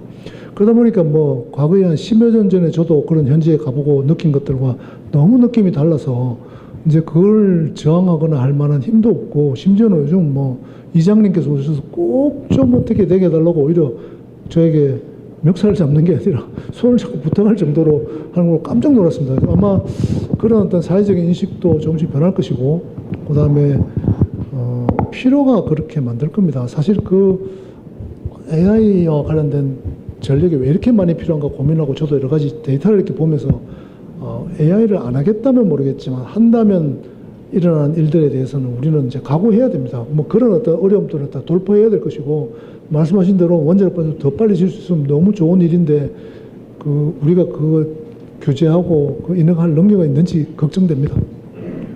말씀하시죠. 네, 두 가지인데요. 첫 번째로는 그동안 원자력 발전소를 건설할 때 저희가 이전 호기의 운영 경험을 반영해가지고 그 다음 호기 지을 때 뭔가 바꿨어요. 그러다 보니까 규제에 많은 시간이 들었는데 사실은 이전 호기 허가받은 거랑 동일하게 신청을 하게 되면은 부지를 제외한 부분은 이제 허가를 태료받지 않아도 되는 부분이 있기 때문에 많이 단축할 수 있고 그 부분은 아마도 원자력계가 답해야 될 부분이 아닌가 싶은 생각이 들고요. 제 궁금한 건 어떤 거냐면 지금 제가 이제 삼성전자도 가보고 해보면 첨단 산업이라는 것들이 어떤 거다 하는 느낌이 들었던 게 지금 노광 장비, 반도체에 선을 긋는 노광 장비 같은 것들이 조금이라도 더 얇은 선을 긋기 위해서 최첨단 장비를 쓰다 보니까 그 최첨단 장비들은 에너지 옵티마이제이션이 전혀 안 돼 있는 겁니다. 그러다 보니까 지금과 같이 뭐 삼성전자가 뭐 10기가와트를 필요로 하고 뭐 하이닉스가 7.5기가와트를 필요로 하고 또 저 AI 데이터 센터가 어마어마한 전기를 필요로 하는 현상은 기술이 발전돼도 나아지지 않고 점점 더 심화가 될 가능성이 많습니다. 왜냐하면 점점 더 얇은 선을 그어야 되기 때문에 사실 그렇다고 보면은 그동안 우리가 전력 수급 계획을 수립할 때 이렇게 갑작스러운 수요가 발생하는 것들을 반영하지 못해왔다라고 저는 생각을 합니다. 그리고 특히 최근에 우리 전력 수급 계획 보면 이제 정치적인 것들도 많이 포함되어 있지만 그 전에도 과대 예측을 하지 않고 항상 과소 예측, 빠듯하게 발전소를 지었고 그다음에 예비율도 계속 줄여가는 방향으로 갔었는데 앞으로 이제 우리가 계속 첨단 산업으로 간다면은 전력 수급 계획을 수립하는 체제 자체도 좀 바꿔야 되지 않을까 싶은 생각이 드는데 의견 좀 주십시오. 예. 저는 옛날에 전력수급계획 같이 했던 기억이 납니다. 근데 전폭적으로 동의합니다. 지금과 같은 시스템으로 국가가 위주로 해서 질문, 보충 질문. 예, 감사합니다. 저는 비즈라는 회사에서 마이크로 리액터를 개발하고 있습니다, 지금. 근데 사실 그 에너지 문제를 얘기를 하면서 이제 아까 굉장히 뭐 시급한 전력 수요를 데이터 센터 때문에 그런 거로 이제 쭉 뭐 그 수요가 너무 갑자기 늘어나니까 그럴 거라고 생각을 합니다. 근데 우리나라는 그럼 어떻게 대응하고 있는가? 아까 정부에서 정책이 나왔어요. 나왔는데 미국이 사실은 민주당에서 공화당으로 정권이 바뀌면서도 원자력이라든가 어쨌든 에너지 관련 대량 에너지를 생산하는 부분에 대해서 정부가 지원 정책을 철회하지 않고 오히려 더 강화해 주는 가장 큰 이유는 에너지를 민주당 쪽에서는 넷제로로 접근했지만은 공화당에서는 국가 안보로 접근했거든요. 그래서 어떻게 보면 데이터 센터는 수요의 한 큰 축일 뿐이고 에너지에 대한 접근 방향 그거 자체를 우리처럼 에너지가 굉장히 빈약한 국가에서는 지금까지 뭐 필요에 따라서 늘리면 된다는 전원 수급 계획의 이런 식의 접근이 아니라 그야말로 안보 차원으로 접근해야만 저는 이게 뭐 원전을 뭐 원전이 필요하다, 뭐가 더 필요하다 이런 식의 논란에서 벗어날 수 있을 것 같아요. 그래서 하나는 국가 에너지 차원의 정책 자체를 그냥 단순히 수요 차원이 아니라 이제는 안보라는 것으로 패러다임을 바꿔줘야 된다 하는 게 전 제일 중요한 뭐 어느 거를 우리가 자원을 최대한 극대화시킬 수 있느냐의 전력으로 포커스를 맞출 수 있을 거라고 생각합니다. 하나만 말씀드리면 미국에서는 보니까 에너지 관련돼서뿐만 아니라 굉장히 많은 법에 반드시 지켜야 되는 룰들이 있는데 거기에 꼭 예외 사항이 있어요. 면제 조항이 있어요. 이그젬션 룰이 있는데 이그젬션 룰에 면제 조항에 꼭 들어가 있는 것이 뭐냐면 국가 안보에 필요하다면 이거는 예외로 둘 수 있다가 있습니다. 그래서 우리도 굉장히 많은 지금 제약적인 요인들, 뭐 환경영향평가 아니면 다 필요하죠. 필요한데 이게 국가안보 차원에서 필요하다라고 하면 어느 정도 그거를 좀 넘어갈 수 있는 그런 게 있어야 될 거라고 생각합니다. 그래서 미국에서 저는 이제 뭐 마이크로 리액터를 개발하다 보니까 국방 쪽에서 마이크로 리액터를 트럼프가 28년도까지 각 미군 기지에 다 넣어라 하고 요구를 했어요. 그러면서 요구 나오는 게 뭐냐면 마이크로 리액터에 대해서는 반드시 원전 건설할 때 필요한 환경 영향 평가를 면제해 주겠다. 근데 면제가 그냥은 아니에요. 그만큼 방사선 영향이 없다는 거를 입증 니네가 대신 해라. 이거는 면제해 줄게. 그런 식으로 지금 프로세스를 가고 있거든요. 그래서 저희도 안보 차원으로 좀 접근하는 게 꼭 필요하지 않는가 하는 거를 꼭 좀 정책 차원에서 앞으로 논의한다면 그렇게 갔으면 하는 생각입니다. 감사합니다. 네, 좀 고맙습니다. 네, 사실은 전문가들이 이런 얘기를 꽤 오랫동안 해왔습니다. 뭐 꼭 이번 사태가 아니어도. 근데 안 먹히더라고요. 안 먹히고 오로지 일변도로 재생에너지 하겠다 그러고 그렇게 했었습니다. NDC를 더 높이고 막 심지어는 헌법소원할 때 뭐 또 헌법재판소 판결 이런 일이 계속 진행됐었습니다.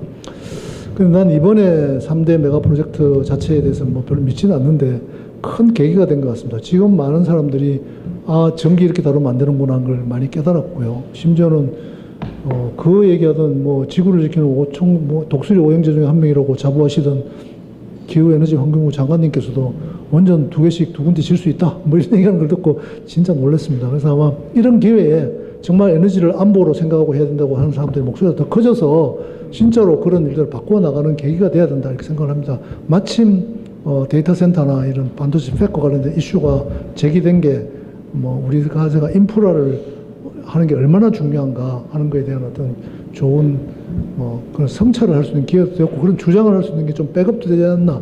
오늘 그래서 저도 주제를 급히 막 바꿔서 막 이렇게 한 이유가 이제 얘기할 때가 됐다. 얘기하는 게 좀 들리겠다는 생각도 들어서 말씀드린 겁니다. 고맙습니다. 네. 네. 네, 강연 잘 들었습니다. ARIC 박정일 대표입니다. 그 강연 들으면서 이런 궁금증이 생겼습니다. 우리 대한민국은 지금 3대 메가 프로젝트를 하고 있는데 그게 아니라 3대 트릴레마에 빠졌다. 에너지 안보 첫째, 두 번째 환경적 지속 성장, 세 번째 경제성 이라는 트릴레마에서 어떻게 우리가 돌파할 것이냐. 근데 바야흐로 AI 시대가 왔다. AI 붐이 왔다. HBM 시대다. 이런데 데이터 시대다. 전력은 엄청나게 필요하다. 전력이 곧 국가 경쟁력 이 시대에 과연 3대 트릴레마에 빠져서 선택과 집중하면 첫째, 어떤 것을 버리고 우리가 아니면 어떤 것을 선택해서 이 난국을 돌파해서 AI 3대 강국이 될 것인가. 이게 가장 궁금합니다. 고맙습니다. 네, 그 3대 트릴레마에 대해서 우리가 오랫동안 얘기를 해왔고요. 제가 오늘 발표로 그게 뭔지를 말씀드린 것 같습니다. 저는 이제 그런 허황한 어떤 믿음에 의한 어떤 정치적인 예를 들어서 뭐 지속 가능한 경제 성장 혹은 환경에 대한 어떤 기후변화 문제에 대한 대응 이런 것들을 할 여유가 없을 만큼 지금 전력은 급박하다고 생각을 합니다. 우리 사회가 이제쯤에는 뭐가 필요한 것인가에 대한 선택의 기로에 와 있고 거기에는 그걸 정말 우리 사회가 원하는 거라면 그러면 AI 데이터 센터에 관련된 전력을 급히 만드는 일을 포기해야 되겠죠. 이게 두 개가 요즘 흔히 얘기하는 둘 다 가질 수 없다는 겁니다. 그래서 그게 그런 어떤 사회적인 어떤 변화, 생각의 변화가 일어나야 되지 그거 말고 이것도 하고 저것도 하고 다 좋은 이렇게 무마해 가면서 할 수 있는 수단은 없다고 저는 생각을 합니다.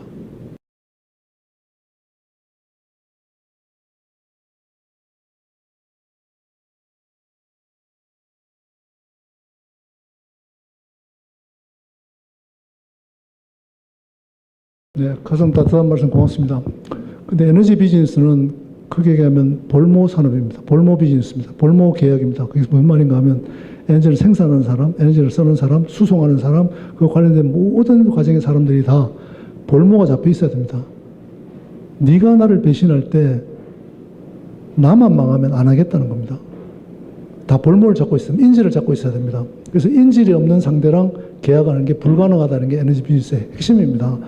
아마 제가 말씀해 주신 것에 대한 제 답은 독일이 잘 얘기해 주고 있다고 생각합니다. 독일이 말하자면 러시아의 천연가스를 갖다가 파이프라인을 연결해서 우크라이나를 통해서 와서 그게 의존했다가 지금 아주 큰 코를 다쳤거든요. 예를 들어서 북한이 그만큼 신뢰할 수 있는 자기도 이걸 위반하면 잃을 게 있는 상태가 되기 전까지 그냥 우리가 막연한 어떤 따뜻한 가슴으로 에너지의 비즈니스의 파트너로 만들어 뒀다가 수송할 때 어떤 일이 일어날지 사실 아무도 모릅니다. 그런 문제가 해결되기 전에 에너지 비즈니스를 논하는 것은 사실은 전 사상 누각이라고 생각합니다. 지금까지 우리는 한 20, 30년 동안 시베리아 가스 얘기 많이 했고 사학가스전 얘기하고 전력망 온갖 얘기를 다 해왔지만 어느 것 하나도 그 신뢰가 없는 상태에서의 에너지 비즈니스는 불가능합니다. 그런 면에서 이번에 독일하고 유럽의 상황이 너무 극명하게 그런 게 사실 우리 모두 다 그 신뢰가 있는 줄 알았습니다. 우크라이나도 그렇고 중간에 통과하는 모든 나라와 러시아와 그 모든 나라가 이익이 있고 그래서 했는 줄 알았는데 그게 아주 격렬하게 깨진 게 지금 유럽의 사태고요. 아마 그런 신뢰는 과거보다 더 힘들어질 거라고 저는 생각을 합니다. 이미 에너지에 대한 서플라이 체인은 완전히 바뀌어가고 있고 그걸 아직도 그 있다는 이유만으로 어디가 없어서 우리가 못하는 게 아닙니다. 거기에 대한 어떤 비즈니스 했을 때 우리에게 더 경제적으로 이득이 있고 그다음에 거기에 대한 어떤 신뢰를 지킬 수 있는 기반이 만들어져야지 시베리아 가스든 북한 관련된 것도 할 수 있는 것이지 지금의 상태로 그런 얘기를 하는 것은 저는 아직 좀 이르다고 생각합니다. 네. 저는 미래를 위해서는 필요하다고 생각합니다. 먼 미래를 알겠습니다. 너무 급합니다. 지금 에너지와 관련된 이 솔루션을 해결하기에는 너무 급하다는 게 제 생각입니다. 혹시 질문이 이렇게 많을 줄 몰랐습니다. 네, 말씀 잘 들었습니다. 저는 변호사 김서현입니다. 요즘 뭐 AI 시대에 에너지를 제외하고는 이야기를 할 수가 없는데 앞으로 이제는 뭐 미국, 중국, 그리고 대한민국, 대만, 네덜란드 이 5개 나라만 AI 시대에 강하게 살아남을 수 있다라는 이야기를 하고 있지 않습니까?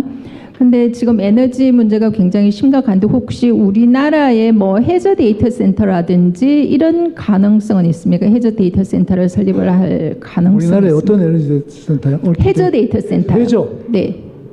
보통 지금 트럼프가 그린란드를 가지고 저렇게까지 치열하게 그린란드를 차지하려고 하는 이유 중에 하나가 이제 뭐 공개적으로 알려진 사실은 아닌 것 같은데 해저 데이터 센터 문제 때문이라는 이야기도 있거든요. 그래서 데이터 센터를 해저에 지었을 경우에 우리가 뭐 태풍이라든지 이런 염려를 피해서 구체적으로 극복해 나갈 수 있는 그런 방법이 있을지 궁금합니다. 뭐 플로팅으로 그걸 하겠다는 게 지금 우리 삼성중공업에서 설계도 하고 있는 걸로 알고 있고요. 뭐 전 세계 그런 게 있는 걸로 알고 있습니다. 저는 그거에 대한 답을 드릴 만큼 그거에 대한 지식은 없습니다. 아마 거기에도 많은 난관이 있을 것이고 그 난관을 해결할 때까지 좀 시간이 필요하지 않겠나 이렇게 생각을 합니다. 뭐 얼핏 듣기에는 냉각에도 훨씬 좋고 이동도 가능하고 스페이스도 가능하고 뭐 바닷가에 있으면 아마 수요일도 가깝고 많은 장점이 있을 것 같습니다. 근데 생각으로 이런 프로젝트라는 게 많은 복잡한 문제가 있기 때문에 조금 더 두고 봐야 되지 않겠나. 저도 그런 외신은 많이 받고 우리 삼성중공업에 와서 지금 FLNG 하는 걸 그걸로 바꿔보자고 하는 설계를 하고 있는 팀도 있는 걸로 알고 있습니다. 조금 더 시간이 돼야 판단할 수 있지 않겠나 생각합니다. 그러면 에너지 전문가로서 우리 대한민국의 가능성을 생각을 하실 때 교수님께서 최고의 정책 결정권자라고 가정을 하시면 당장 대한민국을 위해서 어떤 정책을 쓰실 수 있는지, 그리고 제가 생각하기에는 미래를 만들어 나가는 것은 이제 과학적인 상상력의 부분도 굉장히 중요하기 때문에 다른 과학자들하고 조인해서 같이 연구를 하고 계신지 그 부분도 궁금합니다.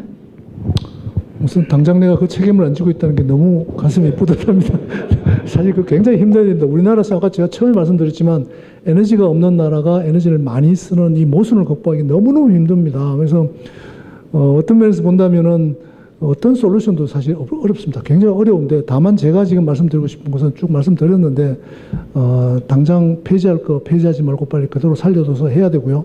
그다음에 수단과 방법을 가리지 않고 지금 수도권에다가 가스 발전소 져야 되고요. 원전은 이번에 뭐 하겠다 부지 선정된 2개에다가 최소한 4개를 빨리 져야 되고요.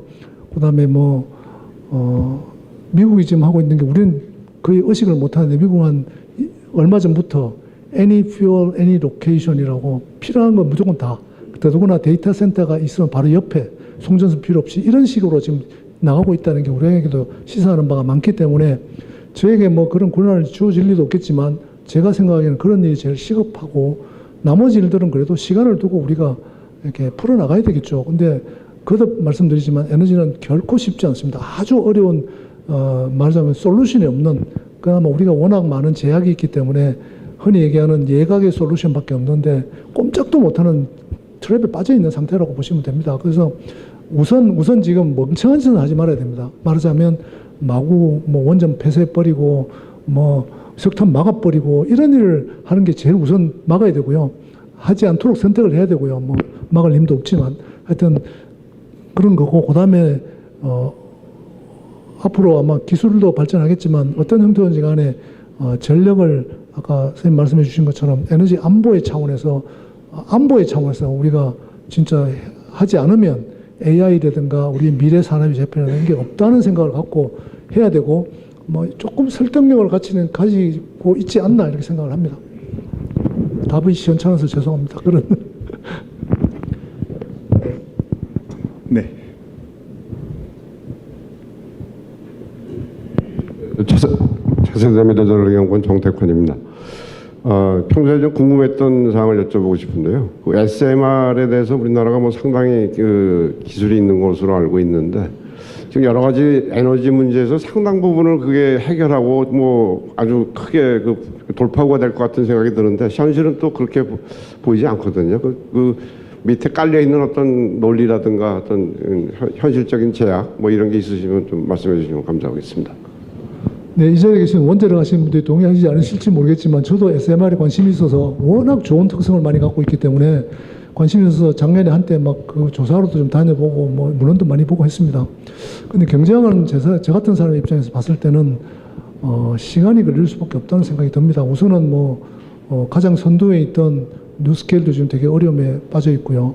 몇 군데가 아주 굉장히 열심히 그걸 하고 있지만 또 우리나라도 ISMR을 하고 있습니다. 근데 어느 것도 아직 구체적으로 이게 현실에서 쓸 수 있다는 단계까지 와 있는 곳이 없습니다. 거기에는 많은 어려움이 있지만 인허가의 문제, 그다음에 돈이 확보가 안 됐고 아직까지 그 다음 단계에 많은 스텝들이 있는데 스텝이 진전이 안 되니까 이거 5년 내로 되긴 되게 어렵겠구나 생각하는 것이고, 그러나 그럼에도 불구하고 사람은 아마 필요해서 만들 거라고 생각을 하기 때문에 SMR은 선생님 말씀하신 것처럼 너무나 많은 장점이 있습니다. 그게 지금까지처럼 거대한 토목공사가 아니라 공장에서 만들 수 있고, 아마 우리 주한 교수님 무슨 말씀해 주실 것 같습니다. 마이크를 넘기도록 하겠습니다. 예, 지금 말씀하신 대로 SMR이 우리나라에서 많이 연구가 돼 있는데 당장 질 수 있는 건 없다라는 오해가 있으신데요. 사실은 우리나라의 스마트 100이라는 인허가를 2번 받고 제작성도 검증받은 그런 SMR이 있습니다. 그건 당장이라도 질 수 있는 게 있는데 지금은 이제 그거보다 성능이 좀 낮고 경제성이 더 우수한 거로 예상이 되는 혁신형 SMR 이제 이거를 좀 인허가를 받으려고 추진 중인데, 사실은 국가적인 의지가 있으면 SMR을 먼저 스마트 100을 예를 들면 이번에 경주가 신청했다가 떨어졌는데 그런 지역에 시범적으로 지어볼 수 있습니다. 빨리 구현할 수 있습니다. 네, 말씀하시죠. SMR은 기본적으로 원자력 잠수함이나 아니면 원자력 추진 함정 같은 데 들어가는 엔진 비슷한 거 아니에요? 에너지원이죠. 네. 예. 그러면 이거 무지하게 안전한 거 아닙니까? 어떻게 보면은 수천 미터 안에 그 원자력 잠수함 해봤자 크게 해봤자 한 200m 될까 말까 한 그 안에 성주원들 다 있는 데서 그 원자력 이 엔진을 다 돌리는 건데, 근데 이거 가지고 반대를 갖다는 게 나는 도대체 이해가 안 가는데 원자력 전문가 우리 주한규 원장님 그거 좀 설명 좀 해주시죠. 사실 지금 운영되고 있는 SMR이 군사용으로는 엄청 많죠. 항공모함이나 핵잠 이런 데 다 들어가 있는 게 작은 원자로인데, 지금 우리가 개발하고 있는 그런 원자로는 그 군용 원자로는 다르게 안전성을 훨씬 더 이렇게 증진시키고 사이즈를 줄인 이런 건데요. 그 군용 원자로는 원자로가 따로 있고 전기 발생기가 따로 있고 펌프가 따로 있고 소위 분리형이고, 제가 말씀드린 아까 그 스마트라는 거는 그런 거를 작게 만들어서 이제 한 통 안에서 둬서 그 냉각수의 유출이 원천적으로 그런 가능성이 원천적으로 차단된 그런 이제 안전성이 훨씬 증진된 이런 원자로입니다. 그래서 그게 인허가를 받는데 이제 여러 안전성 요건을 만족시키는 게 쉽지 않았는데, 이미 이제 그 원자력 연구원에서 개발한 스마트 100은 그런 인허가를 2번 받았고요. 아까도 말씀드렸지만 국가적으로 필요가 있는 게 결정이 되면은 금방 지을 수 있습니다. 그때 요 시점쯤에 항상 제가 주한규 교수님 되게 좋아하지만 저와 의견이 좀 다른데, 저는 원자를 만드는 게 중요한 게 아니라 원자를 경제성 있게 싸게 검증된 수단이 된 걸 원하는 겁니다. 어떤 SMR도 한 50기 지어보기 전까지 경제성을 확보하기 되게 어려울 거라고 저는 생각을 합니다. 근데 그게 아직 안 됐기 때문에 검증된 혹은 경제성이 어느 정도 우리가 바이어블한 어떤 그런 SMR을 기다리고 있기 때문에 조금 차원이 다르고, 제가 알기로는 잠수함에 쓰고 있는 SMR의 원료는 농축도가 거의 90에 가까운 걸로 알고 있습니다. 근데 그건 우리가 땅 위로 들고 올 수가 없습니다. 특히 우리나라에는 허용되어 있지도 않고요. 그런 많은 제약이 있고 그것들이 변할 때마다 우리가 그걸 스스로가 인허할 수 있는 능력도 없고 해본 적도 없습니다. 그런 것들이 시간이 걸린다는 것이지, 저도 SMR은 다 기본적으로는 원자로 50년대, 40년대에 만들어졌더라고요. 그걸 지금 우리가 못한다는 건 말이 안 되죠. 그러나 그걸 관리하는 많은 제반 시스템들이 안 돼 있고, 그게 한번 시제품도 만들고 또 여러 군데 해보고 사고도 좀 생겨보고 뭐 온갖 가지 비용도 들어오고 고쳐보고 하다가 이제 어느 정도 우리가 원하는 지금 가스나 기존의 대형 원전이나 석탄은요 오랜 시간이 걸쳐서 그냥 입증된 겁니다. 그래서 우리가 그 가격을 인정하는 것이고 입증되기까지 걸리는 시간에 대해서 그 시간차가 저랑 좀 다르시다고는 생각을 갖고 있습니다. 뭐 혹시나 이미 말씀하신 것 같아서 그 배에 들어가는 그 원자로는 그 무게를 한쪽에다 다 실어버릴 수가 없습니다. 분산을 해야 되거든요. 그렇기 때문에 아까 주한규 그 원장님 말씀하신 것처럼 원자로라는 걸 따로 띄워놓은 거고요. 그걸 이제 SMR이라는 건 한 덩어리로 모아가지고 모듈로 만들어 놓는다는 형태인데 그 개념은 사실은 미국에서 대형 원전 건설을 하면서 지연이 많이 발생을 하고 했기 때문에 건설 능력이 부족하다. 그래서 이제 공장에서 모듈로 다 만들어 갖고 와서 현장에선 설치만 하면 굉장히 빨리 끝날 거 아니냐. 뭐 이 개념으로 나온 거니까 대형 원전하고 또 다른 종류의 상품으로 이해하시면 될 것 같습니다. 경제성은 대형 원전만 못하지만 건설은 조금 더 빨리 할 수 있고 또 하나는 용량은 작지만 공장 옆에 송전선 없이 바로 둘 수 있는 상품이다. 이 정도로 이해하시면 될 것 같습니다. 고맙습니다. 총장님 또. 오늘 강의 너무 잘 들었습니다. 저는 김모환입니다. 오늘 굉장히 재밌는 담론 기술적으로 많이 이야기해 주셨는데 오늘 여기 많이 참석하신 분들이 저도 이제 원자력 공학자지만 변호사분이나 법을 하시는 분들이 많으신 것 같아서 좀 부탁을 드리고 싶습니다. 아까 주한규 원장님이 빨리 지을 수 있다 그랬는데 우리나라의 특징 중에 하나가 정책을 결정하고 법을 만들 때는 되게 오래 걸려요. 되게 많이 그거 하고는 그 다음에 엔지니어들 보고 빨리 만들으래요. 왜 이렇게 늦냐요? 근데 그거 정말 바보 같은 짓입니다. 왜냐하면 규제 아까 빨리 단축할 수 있다 그랬지만 규제 잘못하면 사고 납니다.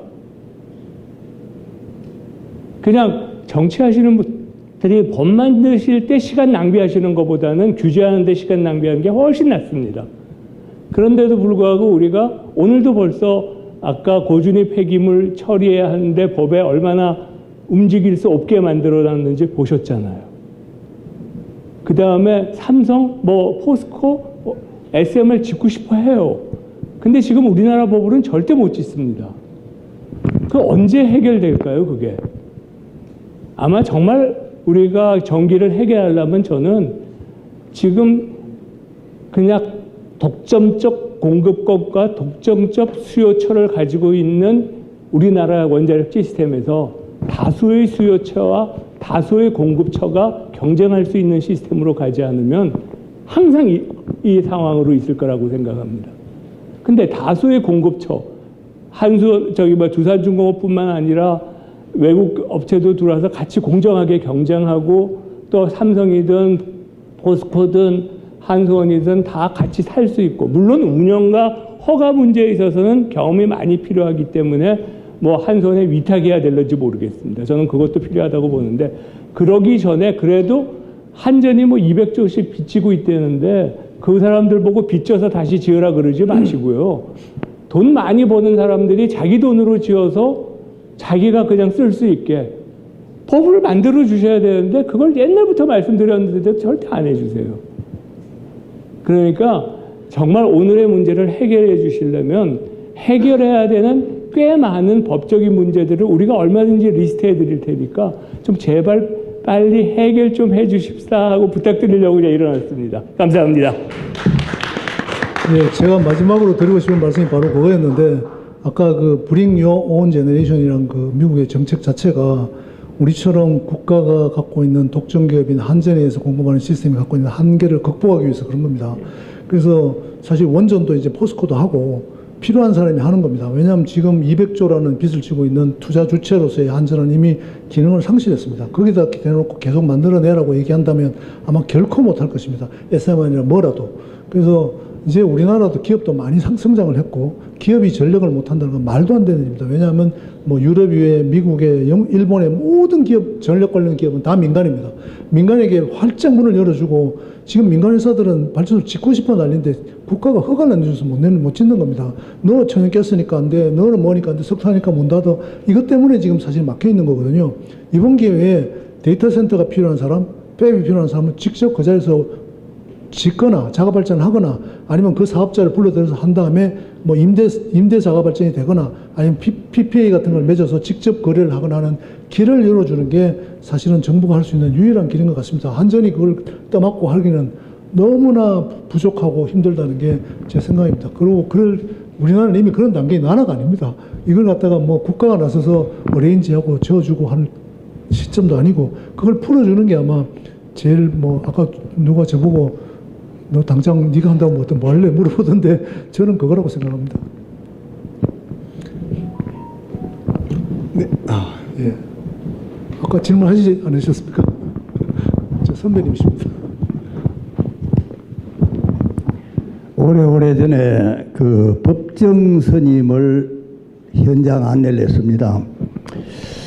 우리 부장을 시키면 좋겠는데 부장보다는 뭐 책임자가 나가서 설명하는 게 좋겠나 싶어서 같이 갔는데 그 특수한 원자력 발전소 구역에 들어가니까 절대로 자기가 입으셨던 그 옷을 벗질 안 하려고 그래요. 그래서 내가 반드시 벗어야 들어갈 수 있는 규정이 있습니다. 해서 한 30분 성강을 하다가 자기 입은 옷에 큰 특대 XS 라지를 갖다가 입혀서 안내를 제가 2시간을 안내를 했습니다. 고리원자력입니다. 갔다 와서 하는 얘기가 안전하죠? 하니까 대답을 안 해요. 법정 스님이 지금 돌아가셨습니다. 그래서 답이 뭐라고 나오는가 하면 깨끗합니다. 이렇게 답이 나와요. 원자력 발전소 굉장히 깨끗합니다. 들어가 보시면은. 그런데 한 30분 있다가 안전하죠? 하니까 안전합니다. 라고 이제 자기가 확인을 해줘요. 근데 원자력 발전소 사실 운영을 해보면은 우리 집보다 훨씬 깨끗하고 훨씬 안전에 겹겹이 쌓여있는 안전이 되어 있기 때문에 안전합니다. 그 다음에 원자력 에너지를 보는 각도가 내 생명과 같다. 국가의 생명과 같다. 아까 박 박사가 안보 얘기를 했는데 정말 나라의 생명과 같다. 그래서 에너지를 그렇게 좀 보는 것이 바로 보는 게 아닌가 그런 생각이 하나 들고 그 다음에 아까 건설 기간이 길어진다 이런 얘기를 했는데 옛날에 6 더하기 6은 12입니다. 속도야 계약 전부 다 하는데 6년 걸리고 지질조사 한 데까지가 건설과 시운전을 6년 걸려서 10여 년에 완공을 했습니다. 지금으로 말하면 2배 이상 빨리 됐어요. 그럼 어떻게 됐느냐? 죽기 아니면 살기로 했어요. 돌관 공사를 했습니다. 근데 돌관 공사의 의미는 반드시 크리티컬 패스만 갖다 놓고 모든 다른 부수적인 공정 브랜치 라인을 거기다 맞추니까 그게 가능하다 이겁니다. 그리고 나중에 발전소를 이용하다 보니까 93%의 세계적인 이용률 기록이 나옵니다. 그런데 최근에 그 문모시 때 얼마나 떨어졌는가 하면 60몇 프로까지 떨어졌습니다. 이용률이. 그래서 그 1%의 비용이 엄청난 국가의 이익입니다. 그래서 지금은 거의 한 80 정도까지 이제 아까 여기 황 사장 지금 나갔는데 80 정도까지는 그 겨우 땡겨 올리고 있습니다. 그래서 탈원전 때 우리가 얼마나 손해를 봤느냐. 카이스트의 모 교수님하고 에너지 경제학을 한 모 박사가 1500조는 손해가 아니자.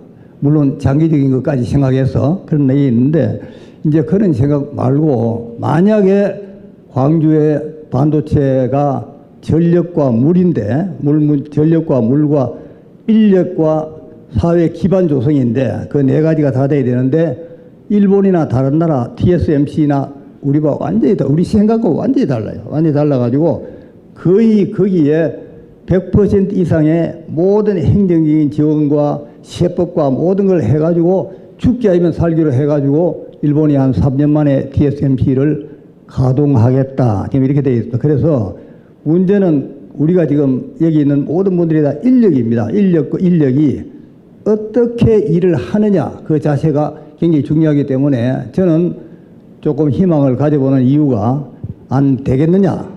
또 앞에 최수조 교수 같은 분 또 물리학에서 원자력에 엄청난 지원을 하고 있습니다. 옆으로. 그래서 저는 상당히 긍정적인 가지는데 문제는 리딩 롤을 좀 끌어주는 사람이 좀 정말로 바른 자세로 이걸 끌어줘야 됩니다. 그래서 그런 자세가 굉장히 필요하지 않겠냐. 오늘 송 교수께서 좋은 주제와 그 마지막에 참 해서 제가 아까 월성 1호기를 살한 놈을 왜 죽이느냐 이겁니다. 그래서 반드시 살려야 된다. 그러면 좀 보탬이 된다. 설령 그게 0.6 기가와트, 150 기가와트 중에서 분자의 0.6이 올라가더라도 퍼센테이지 와이즈는 굉장히 적습니다. 그렇지만은 그런데 적은데 벽돌을 사듯이 그거 하나라도 사 올려야 자세가 중요합니다. 자세가 중요하기 때문에 하면 됩니다 하는 생각을 구체화시켜 가지고 학계나 산업계나 그야말로 힘을 딱 모으면 된다고 저는 생각합니다. 네, 고맙습니다. 네. 예, 좀 짧게 합시다. 예, 짧게 하겠습니다. 네. 예, 반갑습니다. 고려대학교 법학전문대학 김인현 교수입니다. 제가 SMR 책임 문제에 대해서 좀 말씀드리겠습니다. 우리 총장님께서 말씀하신데 제가 다른 문제는 제 전공이 아니라서 모르고 SMR 선박에서 사고가 났을 때 방사성이 유출됐다고 하면은 우리 얼마 전에 났던 그 태안 사고에서 삼성 이 손해가 한 2,500억 났는데 40억으로 책임이 제한이 돼 있거든요. 근데 지금 우리가 갖고 있는 책임 제한법에 따르면 무한대로 되어 있습니다. 적용이 안 되게 되어 있습니다.